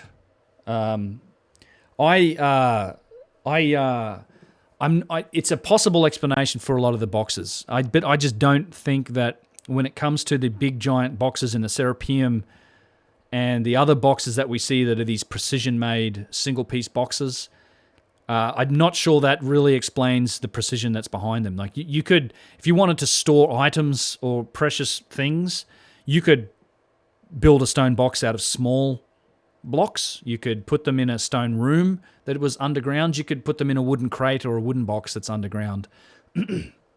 What I think the issue with the boxes is the degree of precision that that is evident in their construction must have been made for a functional purpose. There is a tight relationship at that level of precision to function. You just don't chase down that degree of precision where you're now making walls flat to within 1/20th the width of a human hair and making sure that, you know, adjacent walls that are 11 feet apart in the case of the big boxes are just utterly perfectly parallel and perpendicular to the walls around them. Or, you know, narrowing out the corners to just these perfect, you know, 90-degree turns, and then doing it all in a single-piece box, and then having to go to all the effort of moving a single-piece box that might weigh up to 100 tons into a tunnel underground that you have less than a foot clearance of, right? That's a whole lot of trouble to put a box in, to then just put some objects in that you're just going to leave and use for safekeeping. So while it's possible they were used that way, and maybe they were used that way later, I think some of these boxes were certainly used as things later for like burials and whatnot. But I think originally, to my mind, and this is a point I want to make in an upcoming video, is the only reason that you go to that degree of effort to create the ability to be that precise is for function. And I'll grab this book. Here's a book here. I'll quickly flip back over. It's Simon Winchester book. It's called The Perfectionists. This was recommended to me by Philip Adams, who's an intellectual in Australia. I had a small email exchange with him. And this is it's called The Perfectionists: How Precision Engineers Created the Modern World. And it's a good look into the relationship between precision and function. You can think about things like, why do we have to be precise? Well, when you're making a cylinder head for an engine, or you're making a precision instrument, or medical or aeronautical sort of equipment like Chris Dunn makes, you need a high degree of precision in order to achieve a specific function. And the only reason you bear the cost of developing that capability is for the return you'll get for that functionality. And the example I always like to use is CPUs, silicon, microchips, things like that. Like we have the millions of transistors that make up these incredibly complex objects, and we're doing it on a nanometer scale. And that costs quite literally billions of dollars to develop that capability. And the only reason we do that is for the return we get for being able to pack that much logical circuitry into that small of a footprint and power envelope. So, it's not, we don't do it for artistic reasons. We don't do it for any other security reasons. There's just this tight relationship between precision and function. And I think you can apply that to the precise megalithic work that we see. So that is the answer to ZV's message. While we're here, let me pull up another site, because that was the Silastani Towers. It's very much worth visiting if you're in the region. It's a great site to spend a few hours at. Let me get to this other question here while I've got this one piece of... where is it? This was a question from... Actually, it was a question right today in my community post. Big Itch says, "Hello, Ben. Can you discuss Khafre enthroned and other similar statues and the sphinxes made of that same material? It seems to me some of the black granite statues in the museum are originals only when you can see the heads carved down, or the rough inscriptions show they were found and the pharaohs just tried to claim them." I kind of get the question, but I do understand what you're saying there. Let me pull up Khafre enthroned, which I did prepare earlier. These are some videos. We'll pan at Khafre. This is in the Egyptian Museum. This is one of the, I think, a diorite or granodiorite statue. Khafre enthroned is kind of over to the right here. We'll pan around to it. I just saw a question here that I wanted to answer as well, really quickly. Dan Petty, what about the one unopened box that was blasted open by Mariette? What did he find therein? Nothing. It was empty. There was nothing in there. Just a perfectly finished mirror finish inside. I don't know. Whatever was in there had since been removed, and the lid was put back on such that he couldn't get it off, and without using dynamite. So the question is about the statues, and this is I've talked about this in a couple of videos, and I will talk about it in more videos because I want to make the point about the writing on these statues. So I think that a lot of these statues predate the dynastic Egyptians because of the nature of their manufacture. They are incredibly precise. They're very well made. They're symmetric. They're polished. and they're made out of some insanely hard stone, like harder than granite. And they also have machining marks on them. Like when you're cutting granite and you're doing this sort of work, you do not make overcuts if you're doing things by hand. Yusuf calls these power tool marks. I don't know what else to describe them, but you can see here along the seated edge, you see an overcut. Somebody cut too deep into this insanely hard stone, like this is diorite, and left an overcut mark. You also see tubular drill marks between the feet a lot of the times. You see these same overcut marks in the armpits. And, these things aren't made by accident. There's a tubular drill hole in there. And you see a lot of these statues. And then when you look at the quality of the writing that is on them, the writing is quite... Oh, this is Khafre enthroned. It's a very famous statue, beautiful statue. Again, diorite. And the point I'd make, I actually have another video that looks at some detail on a statue on the side. You have these lotus flower motif. You can't really see it here. I'm going to do that. There's like a lotus flower motif. I think that's all original. But quite often when these are engraved with hieroglyphs, the engravings are clearly done by hand, clearly done with hand tools. There's tool marks on them. They're rough. They're not polished on their interior. And obviously whoever made the statue had the ability to polish all sorts of little nooks and crannies. The insides of the fingernails and all of the details are perfectly polished, but the hieroglyphs don't show the same process. So, yeah, I think in many cases there's a tubular drill hole between his feet. I think in many cases, so these glyphs you can kind of see on that are written on here, you can see they're not polished. This isn't the best image of these. I do have a video, I think it's part 5 of my Serapeum series video that really gets into this. The glyphs don't match. They just don't match the manufacturing process of the statues. And the Egyptians developed capability to do, good writing and quality hieroglyphs, but you just don't see the same sort of machining marks that you see on here. So this is the example I like to talk about. So this is a beautiful statue, again, perfectly polished, but if you look at the glyphs on the side, rough. I mean, well made, but rough. I mean, made by hand tools, not polished on the interior, and clearly added later. And compare these with the thing below it, which is this lotus flower motif that isn't symbolic writing. This is original. This isn't. And you see this, once you see this on ancient Egyptian stuff, particularly the precision-made slabs, the statues, the boxes, it's. I mean, look at the fine detail. It's like you can't unsee it. Once you see it on everything, you start to realize that a lot of the writing was added to a lot of these artifacts later on, particularly the boxes. I mean, the box in the Serapeum.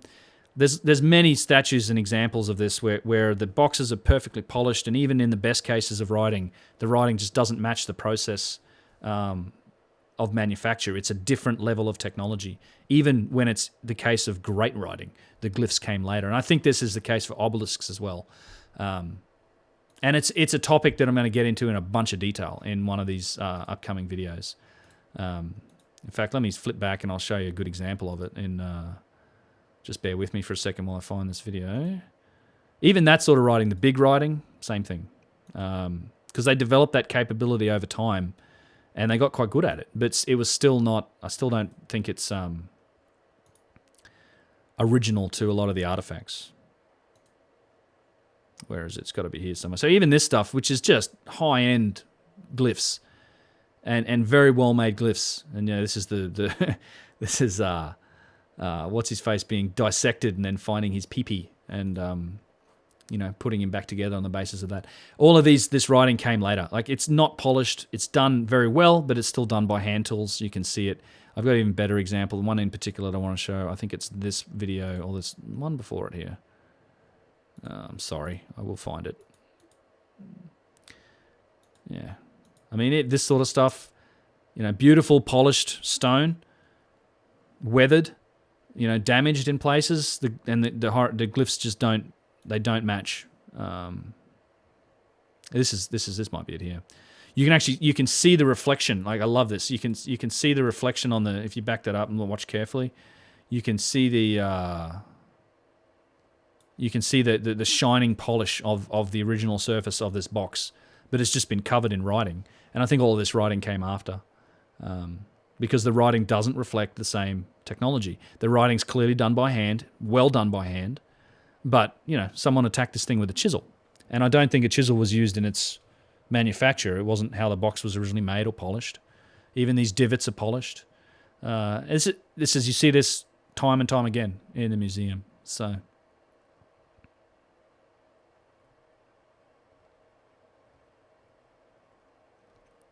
yeah, the faces were removed from statues during a rebranding. That happened a lot.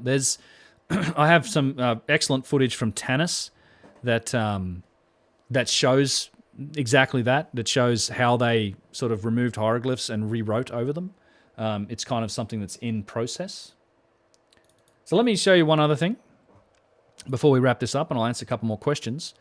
This footage is of... Actually, what I'm going to do first, we're going to look at some images first for it. This is at a place called the Temple of Virukosha, or Wirukosha. And what it is this... let me flip to this guy. This is I'm not sure many of you would have seen this. This is a site in Peru. It's in the Sacred Valley. Floating around in there somewhere. Called the Temple of Wirukosha, or Virukosha. And I find this to be particularly interesting because you have, again, this example of layering of different types of technology when it comes to the architecture.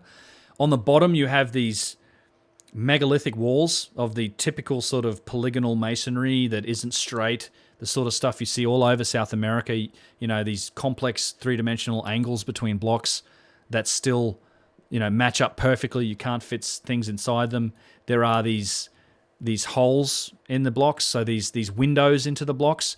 And then on top of them, you have adobe mud brick extensions. So, it's not the same technology between one layer and the next. And in the case of this place, you also see imitation Inca work, where you have the real rough Inca work that is imitating these sort of perfect blocks in the square. I just want to set this up before we watch the video. But you see a bit of both. So you have the original, what I consider the original megalithic work with those very sort of iconic, trapezoidal shapes and holes. And then you see how the Inca came later and tried to replicate that. They also put this adobe mud brick extensions on the top of this. This probably was once originally a full structure. So there's a good image of one of these things. And as you see it, as you go up in these places, there's a roof been put over the top of it. The roof is modern. They did this to protect the adobe mud brick. They say that it was actually a little bit taller than it is now, but the rain and the weathering over time, wears that mud down and it runs down. Frosty, is the bottom solid rocks or just cover plates to protect the mud interior? The block, there's a foundation layer here as well. You can see it around the edges, and underneath these pillars, there is foundations as well. But I like this because it's clearly... there's clearly multiple levels of architecture here. And this site's quite extensive. You have this one main sort of area, and again, the roof is modern because the adobe work was actually higher at one point. And as you'll see, there's some interesting stuff here, like these damaged rocks, which could be from I don't know what, but you see some of the same sort of damaged rocks in Cusco and in some areas of like the lower parts of Sacsayhuaman as it extended down the hill. There's good footage of that sort of damage in my Sacsayhuaman video. Again, lots of damage on these rocks here, which could have been from cataclysm, could have been from something else. Hard to say, but I find this sort of damage to be really interesting. Like these square holes and things. Who knows what happened here? But something hit this, whether this was discharge or solar related or cataclysm or some other form of damage. Is there a flat Earth argument going on in chat? Yes, you can prove the curvature of the Earth yourself. Flat Earth is nonsense. I'm sorry. I know there's plenty of people that are believing in that, but that's just a joke. I mean, Australia's a real place too. I know there's a conspiracy that thinks that everyone from Australia it's a fictional country and they're just all the people from Australia are just paid actors, but this is not true. I can talk to my family on the other side of the world and it's night over there. Like, try this stuff or go and look at I've seen tall sailing ships come up over the horizon where you see the top of the sailing mast first. You can prove it for yourself. I know the people that designed the sugar offloading ramp that's several kilometers long in Australia, they had to account for the curvature of the Earth when you see it. You can see it from planes when you fly. I used to fly a lot. Come on, it's silly. It's this whole idea presumes that it's light only goes so far, that it's a flat Earth, but it's dark over here and it's light over here because light doesn't travel that far. Are you kidding? Come on. It's so bizarre. And then there's so many experiments and videos where you can see this literally being disproved, right down to the point where they suckered a bunch of people to spend or to fund like $35,000 and buy themselves an aviation grade gyroscope that they then said, well, if this gyroscope works, then within this period of time we should show a 15-degree tilt. And turns out that's exactly what it showed. Oh no, that was cosmic rays. Let's put it in a tube and bury it underground. Come on. I don't want to hack on the flat Earth stuff, but it's a joke. And there's plenty of ways to prove it for yourself. Look at those guys that put the cardboard line. They try to shine a torch between these two cardboard cutouts at night, and they just proved to themselves that it was wrong. There was the experiment at the lake with the helicopter and the laser. The world's a big place. It looks flat when you look at the horizon. That's okay. Silliness. Anyway, I'm not here to rag on that. But I'm not a believer in that particular theory. Something else that I like here is this is the sort of thing you see all over Cusco. Notice the building material. It's megalithic stone. The archway over the top. This is a perfect example of reuse and renovation, right? A lot of this rock came from these sites. Original megalithic stone, some of it, and people used it for building material all over the place. So this church today, the whole facade, the front end, all built using megalithic stone. So anyway, that's a bit of context. But before the video, let me play this video, and you get a look at the Temple of Wiracocha. It's a really interesting site. And again, this is why I wanted to set that up, because this is Inca work that is replicating what we saw in the megalithic work. So this is it's a tribute to what they were doing. It's respect. It's revering it. It's how they connected themselves to that earlier work. I don't understand how anyone can say that the Inca were responsible for both styles.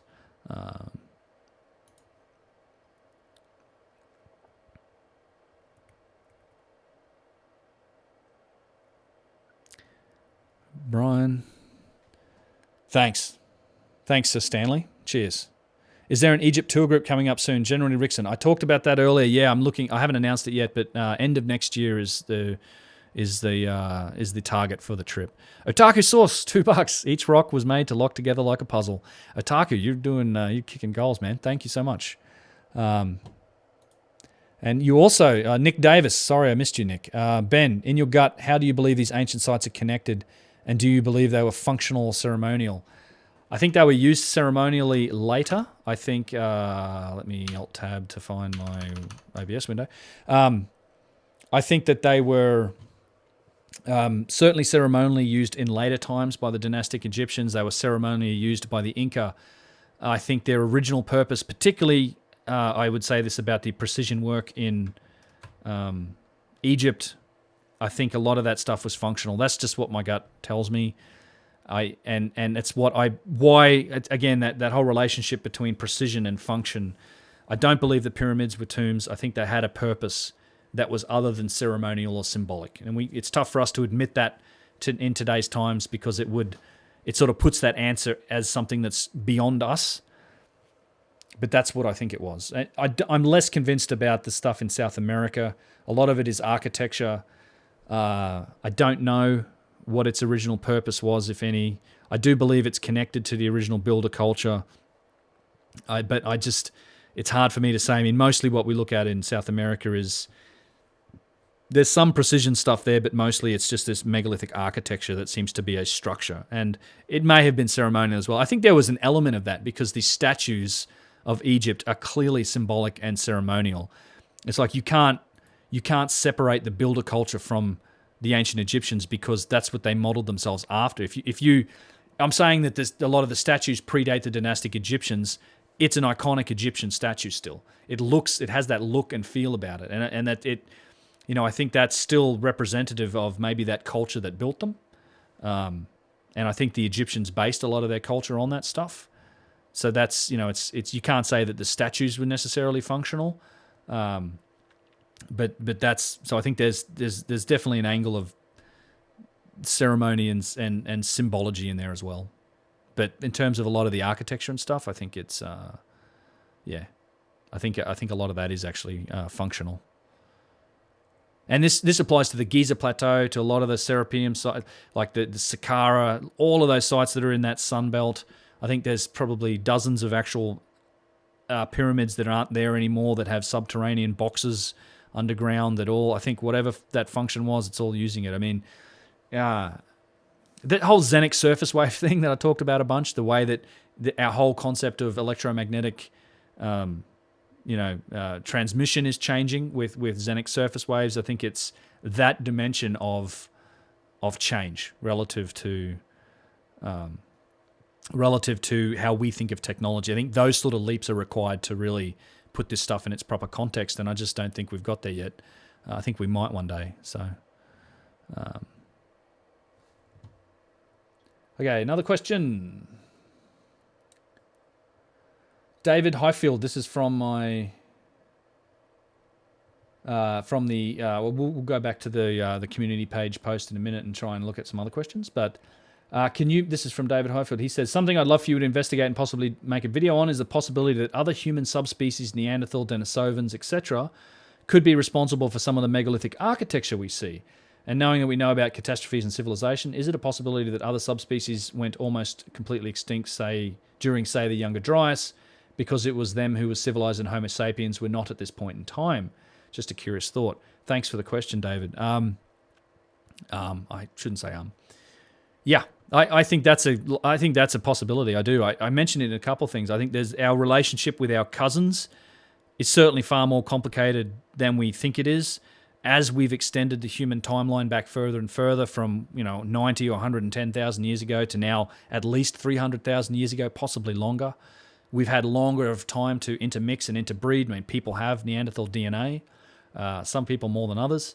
And, I think that's that may be an answer. It's quite possible that other types of humans were responsible for some of this work. I don't see how we can rule that out.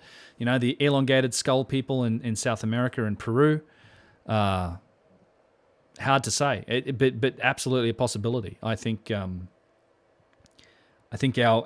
we've got a lot more to learn when it comes to that aspect of it, and it is possible that we're just the warlike buggers that remain. Like we're aggressive, and we look how we behave now. I mean, that's all we do is fight with each other. We're certainly capable of all sorts of nasty stuff, and yeah, it's possible that we were probably a large contributing factor to wiping out other parts of some of these other species. I don't know, but it certainly seems possible to me. Okay. Temple of Wirikosha. That's all the footage I have on that site for now. Nenxe, Nenxe, 279. Thanks for all you do, inspiring a new generation. Cheers. I'm glad you feel that way. I hope you get some inspiration from it. I have that's what I think. It's a lot of these sites are worth a modern look. I think a lot of these sites are worth a fresh examination, and I think there's mystery to be found in all of them. It's a wonderful thing to occupy yourself with and to try and find out answers. Daniel Whitaker, look at the size of Denisovan teeth. Those were some large people. Yeah, a lot of them were. And Lloyd, I like the work of the late Lloyd Pye when it comes to looking at human origins. I part ways with him when it comes to Sitchin, but he has an excellent lecture on YouTube. It's called "Everything You Think You Know Is Wrong," and he gets into what the part I really like is the connection between Australopithecus, early hominids, and then the types of Bigfoot around the world, frankly.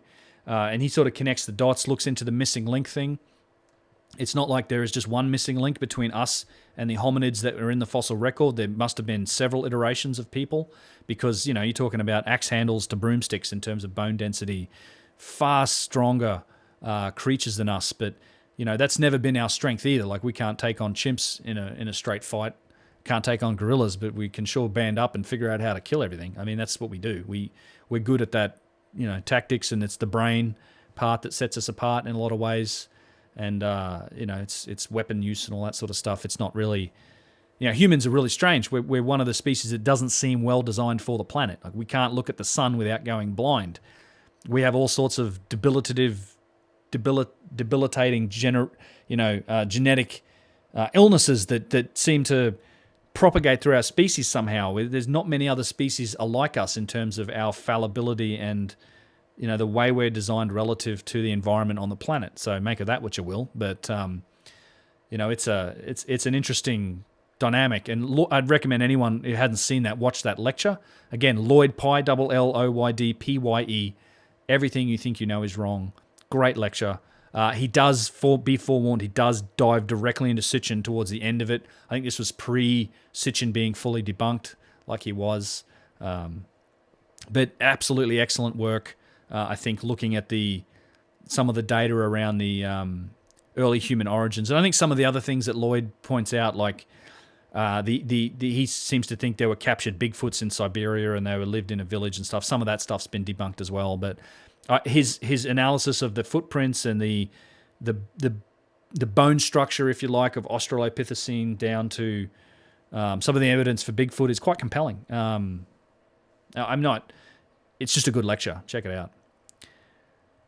Beef Strom, $5. Do you like Tom Waits? And thanks for spending your time researching the roads less travels. Yeah, I don't mind Tom Waits. He's cool. I have some of his music. By the way, the music in the background is Creative Commons licensed. It's all out of the YouTube library, more or less. So I just get hit with copyright if I do anything that approaches anything remotely commercial. I listen to other music usually, but this is just a collection of stuff that I've downloaded from YouTube on their music library that is open license. So let's see. We will go to here. We'll do a quick refresh. And I'll pull up chat. Sorry for leaving chat off there. 17 comments. Let's see if there's a couple questions here. Ian G says, there's never a dull video from you. Always interesting. Anyway, the topic I'd like discussed is the tube drill video causing a stir, mostly on Forrester's comments channels by the two Russian guys. I haven't seen it yet. Some people have sent it to me. I will have to look at it. Some people are looking at comparing their core to Chris Dunn's core. I'm always for any more experimentation. I don't have any answers when it comes to how that core was done. All I can tell you is what I said in that documentary about that core is that none of the attempts that I've seen to recreate core drill cores, or like tube drill cores, and have them look just like the helical groove that's on Petrie's core, the Penn University stuff, none of that looks the same. No doubt that's a way you can do the copper tube thing and drill granite. Yes, sure. Add sand and water, whatever. But that's not what we're looking at with that specific subset of ancient Egyptian tube drill marks. I know there's a lot of debate on that. I've been sent this video. I haven't seen it yet. I will check it out. It just doesn't have the same result as the ancient as Petrie's core number 7, nor I think most of the holes that you see on places like Abu Sir, which is why I like going there, because that's probably the one place that has the most really precisely and well-defined striations and grooves into granite and basalt and things like that. John, let's see. Reading some of these. I saw this email. There's a billion questions in here from John Kelsey. Why does the Department of Egyptian Antiquities deny researchers access to crucial areas of the Giza Plateau? Tunnels under the plateau exist. Are they mapped? They appear locked. Zahi Hawass has long blocked, denies, deflected, even lies. So, yeah, in terms of that, so there was, working in Egypt recently, you can, there is a history there. There's an entire expedition to Hawara that was basically suppressed. And I do have a video in the works on Hawara and the labyrinth about a French team that found a bunch of stuff there. So as far as I understand it, the way that it works in Egypt is you have to be an institution of high repute or whatever, and you have to partner with the Egyptian Department of Supreme Council of Antiquities. That's what they're called. And the way that partnership always works is that they get control over any release of information, and they, it's why it takes so long. And Zahi takes credit, or he's taking credit for all the robotics work and whatever else, and they get to control the release of the information. So it's very tightly controlled. And, there's the Edgar Cayce Foundation has been in there. There's, it's all a case of who you know and what circles you run in. And much like the Vatican, I imagine, getting access to the Vatican archives, it's a similar kind of tightly controlled environment. You can't get in there as a regular researcher. You have to be part of one of these organizations, and you have to partner with them and give them all the rights to everything you find, basically. And then they control it. So that's why the release of information on a lot of these projects has taken so long. And it takes forever, and in some cases, you never hear anything at all. I imagine that's in the case where it doesn't match the narrative, right? It gets squished. That's what happened at Hawara. It's an interesting story about what happened at Hawara. This guy had to eventually put up his own website, which was then taken down. But thank all the imaginary gods for the Internet Archive, the Wayback Machine, because there's archived portions of this website where you can go back and find what he said about the project at Hawara, where they found the labyrinth and they found whole bunches of it, but it just never got released because they wouldn't let them. And, I think that sort of thing happens quite a bit, to be honest. Would it be pagans who celebrate the solstice? I think everyone should celebrate the solstice. Khafre Enthroned, we did that one. I think that's about it. Let's see. Yeah. Anthony C says, I'm going to visit the Avon, Connecticut, I think, CT, after the holidays. Hope to get some cool video and info. I wonder how many more sites are hidden around the country, not to mention all the sites that are now underwater, considering the sea level rise of 12,500 years ago. Merry Christmas. Excuse me. It's a good point. All of the stuff under the water. I tweeted about a drone, underwater drone that you can get now that shoots in 4K, goes down to about 300 feet, runs for a couple of hours. Great idea. I think this is, I would love to, I'd hope that in the next decade we're going to see a lot more exposition of stuff that's under the water in these coastal areas off coastlines with technology like that. Because, you can dive, it's hard to dive on everything, particularly if conditions are rough. I've done a lot of diving. 300 plus dives. I'm quite experienced. I like diving, but if you can't dive that deep. You're not diving to 300 feet. You can do that tech diving, but it's very difficult, and you can't stay down very long. And if conditions are hard, it's hard to film. But sending down a drone, like an underwater drone that's connected by a tether and records in 4K, great idea. I think that that sort of technology is becoming in the realms now of consumer grade. Right, it's a couple $1,000s or whatever. It's not tens or hundreds of thousands of dollars. So I'd like to think that in the next decade, we're going to see more and more discoveries coming from that region. Going to need a bigger boat. Anyone got a link to check out their website that details the Hawara Labyrinth? I'll have to find it. I do have it somewhere. I will try and tweet about it afterwards if I remember. But I will get there. I'm sure some other people maybe find you out. It's on the... If you search around for it, like French expedition to Hawara, and then once you find the name of the website, go and check it out in the Wayback Machine, and you'll see some stuff. So, all right, chat. What else have we got here? Any other questions? Because otherwise, we've been going for 2 hours, and I can feel my voice already starting to wear out on me. I still have a touch of the plague. I'm slowly getting better. Corundum was used as grinding paste and will easily mark granite. Yeah, Frosty's he's still going on about all that stuff. Yep, you can scratch stuff. Actually, Petrie even talked about he found some other substance that very easily scratched it, and he lost his sample and never got to analyze it. There may have been some other thing involved in it. Let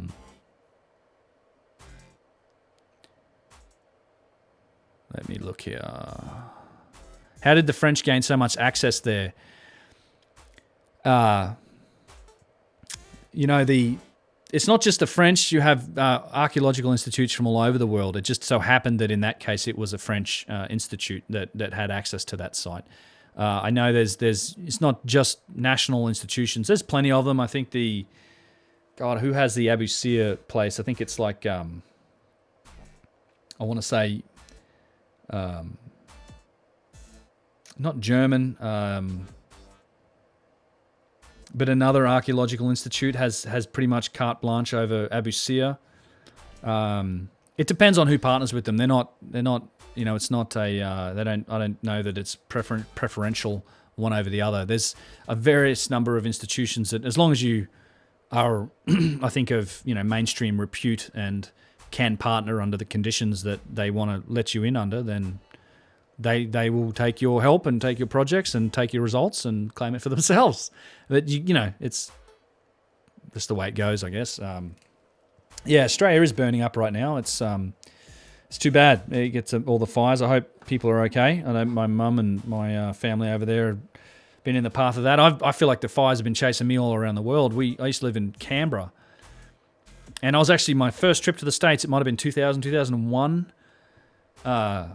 There was huge fires in Canberra, and we lived backing onto like a nature reserve or just a park.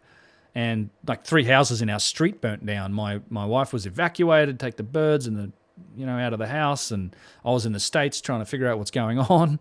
Had a buddy in Australia, we had a Skype connection open. He just had it tuned to local radio with his his microphone pointed at it because none of the phones were working or whatever. And then, move over here and we have bushfires threatening us. I mean, the area that I live in now, they cancelled everybody's house insurance. Like everyone in the entire zip code, basically all of the insurance baggers are like, nope, you're all in this crazy fight. And all of the, I was in that area with all the blackouts and the power shutoffs from PG&E. But they screwed everybody now. I think it's like all the insurance companies are backing out of insuring anybody. There's ways around it now, but it's the wholesale people are on the back end of most insurance companies that are just basically writing off entire zip codes now, going, nope, not happening. So, yeah, Frosty, I'm the fire magnet. Try moving to Iceland and see what happens. Yeah, Greenland even better. Nick Reedman, what's the best video to show people looking into the Younger Dryas? Well, I have, for me at least, I have it's my shortest video. It's like 6 or 7 minutes. I have a Cataclysms of the Ice Age. It's an introduction to the Younger Dryas. It's about 6-7 minutes long. That's a start. I know I talk in detail about it when I look at the South America paper on the Younger Dryas. Otherwise, great videos from Randall Carson's channel. You'd have to go and look. He's got about 1 billion. But him, also Martin Sweatman's channel, Prehistory Decoded, is looking into the Younger Dryas. There's a number of them. Yeah, right. Pay for years of insurance, and when it looks like your house may burn down, they'll cancel you. My house isn't going to burn down. Like, I have access to ditch water, like irrigation water here. It's we're green through the summer here. I'm not at the edge of a canyon or anything. Like we're not. It's if they took the time to individually look at people's preparation and the work they do to set up themselves for that, they wouldn't have a problem with where we are. But they're not going to do that. They just write off the entire zip code. All of this area is like, nope. And yeah, when we were first looking at this area, there's places like on the edges of a canyon and stuff where quite literally you had to go to Lloyd's of London for insurance because it's just they just mark it at such a high risk of fire when you're right on the top of a canyon, and the fire shoots up canyons. It's, but I'm not in anywhere like that. I'm just, it's rolling hills and green around me in the immediate vicinity because I water. Anyway. Alrighty. Well, guys, that was fun. Let me swap back to here. Hello? No, I have... There we go. All right. Thanks for everyone tuning in today. That was fun. I hope that was good. I will do another one probably next week or the week after. We'll see how it goes. As I said, got Randall Carson lined up for next week. I will get that published out as soon as I get that I get that chat listed with him. I am very much looking forward to that chance. I hope I don't geek out too hard talking to Randall. He's someone I respect just a tremendous amount, and very thankful that he's going to spend a bit of time talking to me. I'd like to provide... I hopefully will go through a bit of a grounding on the Younger Dryas in that video. Look at some of the best evidence for it. I think he... we talked about all the scientific papers with the Younger Dryas. In a lot of cases, those things really focus on what you'd call the microscopic evidence for it, the spherules and the carbon layers and all that stuff. And what Randall really does is he ties the macro evidence. He looks at the geological features of the terrain, looks at the evidence for mega floods, the whole catastrophism aspect of geology, which I find to be tremendously valuable and a very good companion to all of the scientific peer-reviewed work around that cataclysm. So, I think his aspect of that work is a whole other angle when it comes to the proof for catastrophe and cataclysm in our past. So very much looking forward to that. I have a few other topics to get on to talk to him about. So I will wrap this up. I have something prepared for a stream exit. Let me get that ready. Go. No? Okay, it's thinking. But enjoy yourselves. Have a good holiday season. Happy solstice to everybody. Merry Christmas, all those things. Happy New Year. But I will be back within a week or two, and we'll do it again. And I'm working on a bunch more videos. I hope to get a couple more out before the end of the year. We'll see how it goes. But hit me up. Email, otherwise, any comments. I'll try and, if any good questions here, I will try and carry them over to the next one, and I'll try to make these live streams a bit more regular than I have been doing in the past, and certainly going forward into 2020. So thanks, everyone. Take it easy, and enjoy yourselves. And yes, I've been watching the Cosmographia podcast with Randall. I will play you out with a little bit of a video here. This is of Armentini Island, walking down the path in a lightning storm. I love this footage. It was just a single take. My phone was dead, so I couldn't see where I was aiming my camera, but it's just a beautiful time of day at a beautiful place in Peru. And if ever you're in the Lake Titicaca area, try and spend a night on Armentini Island. It's worth doing. And we'll see you in the next one. Cheers.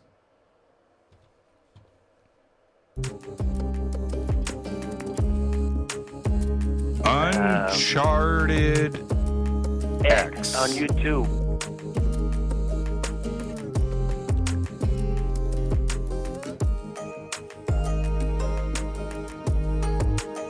And you've been to Giza, though? No, I've never been to Giza. Oh, dear. Thanks, Wanderer. Cheers.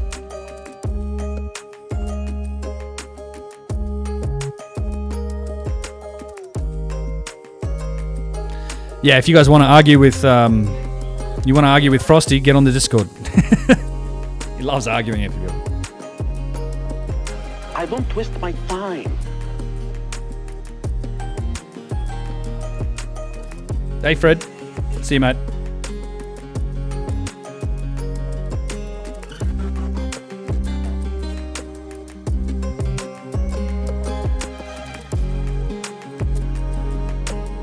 What money? Somebody's gonna send me money, oh boy! It's Randall Carson, by the way. Funny moment in one of his podcasts.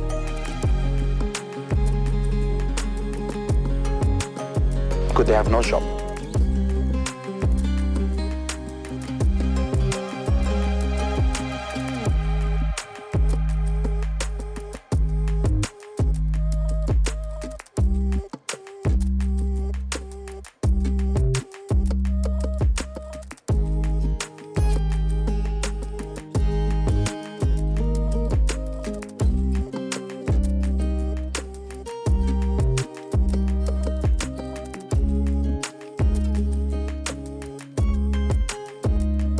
I'm a scientist.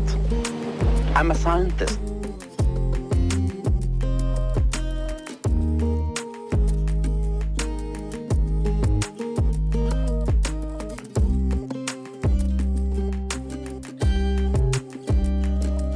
And you've been to Giza, though? No, I've never been to Giza. Oh, dear.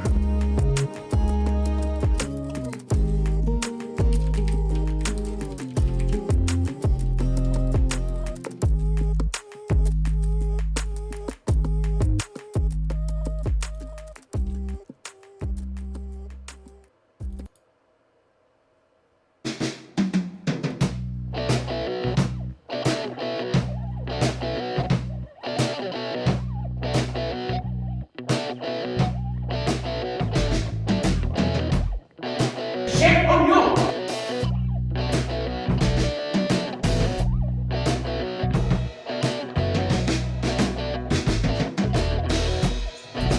Thanks, Clever Glitch. Talk to you later.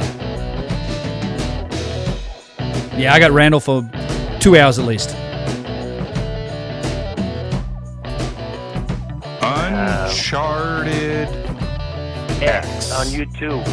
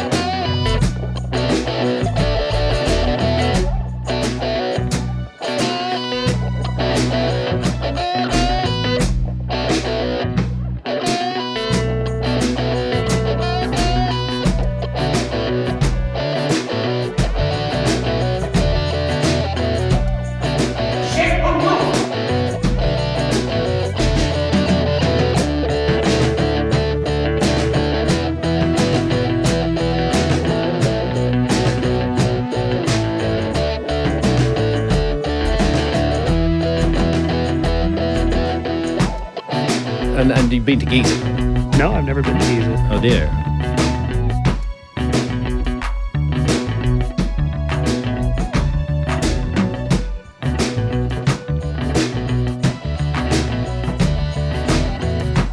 I won't waste my time.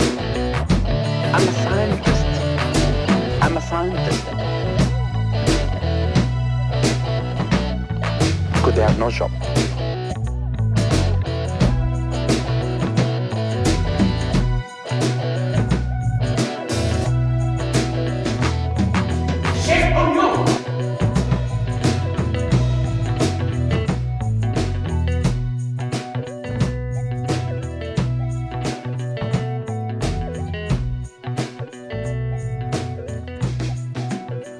All right, guys.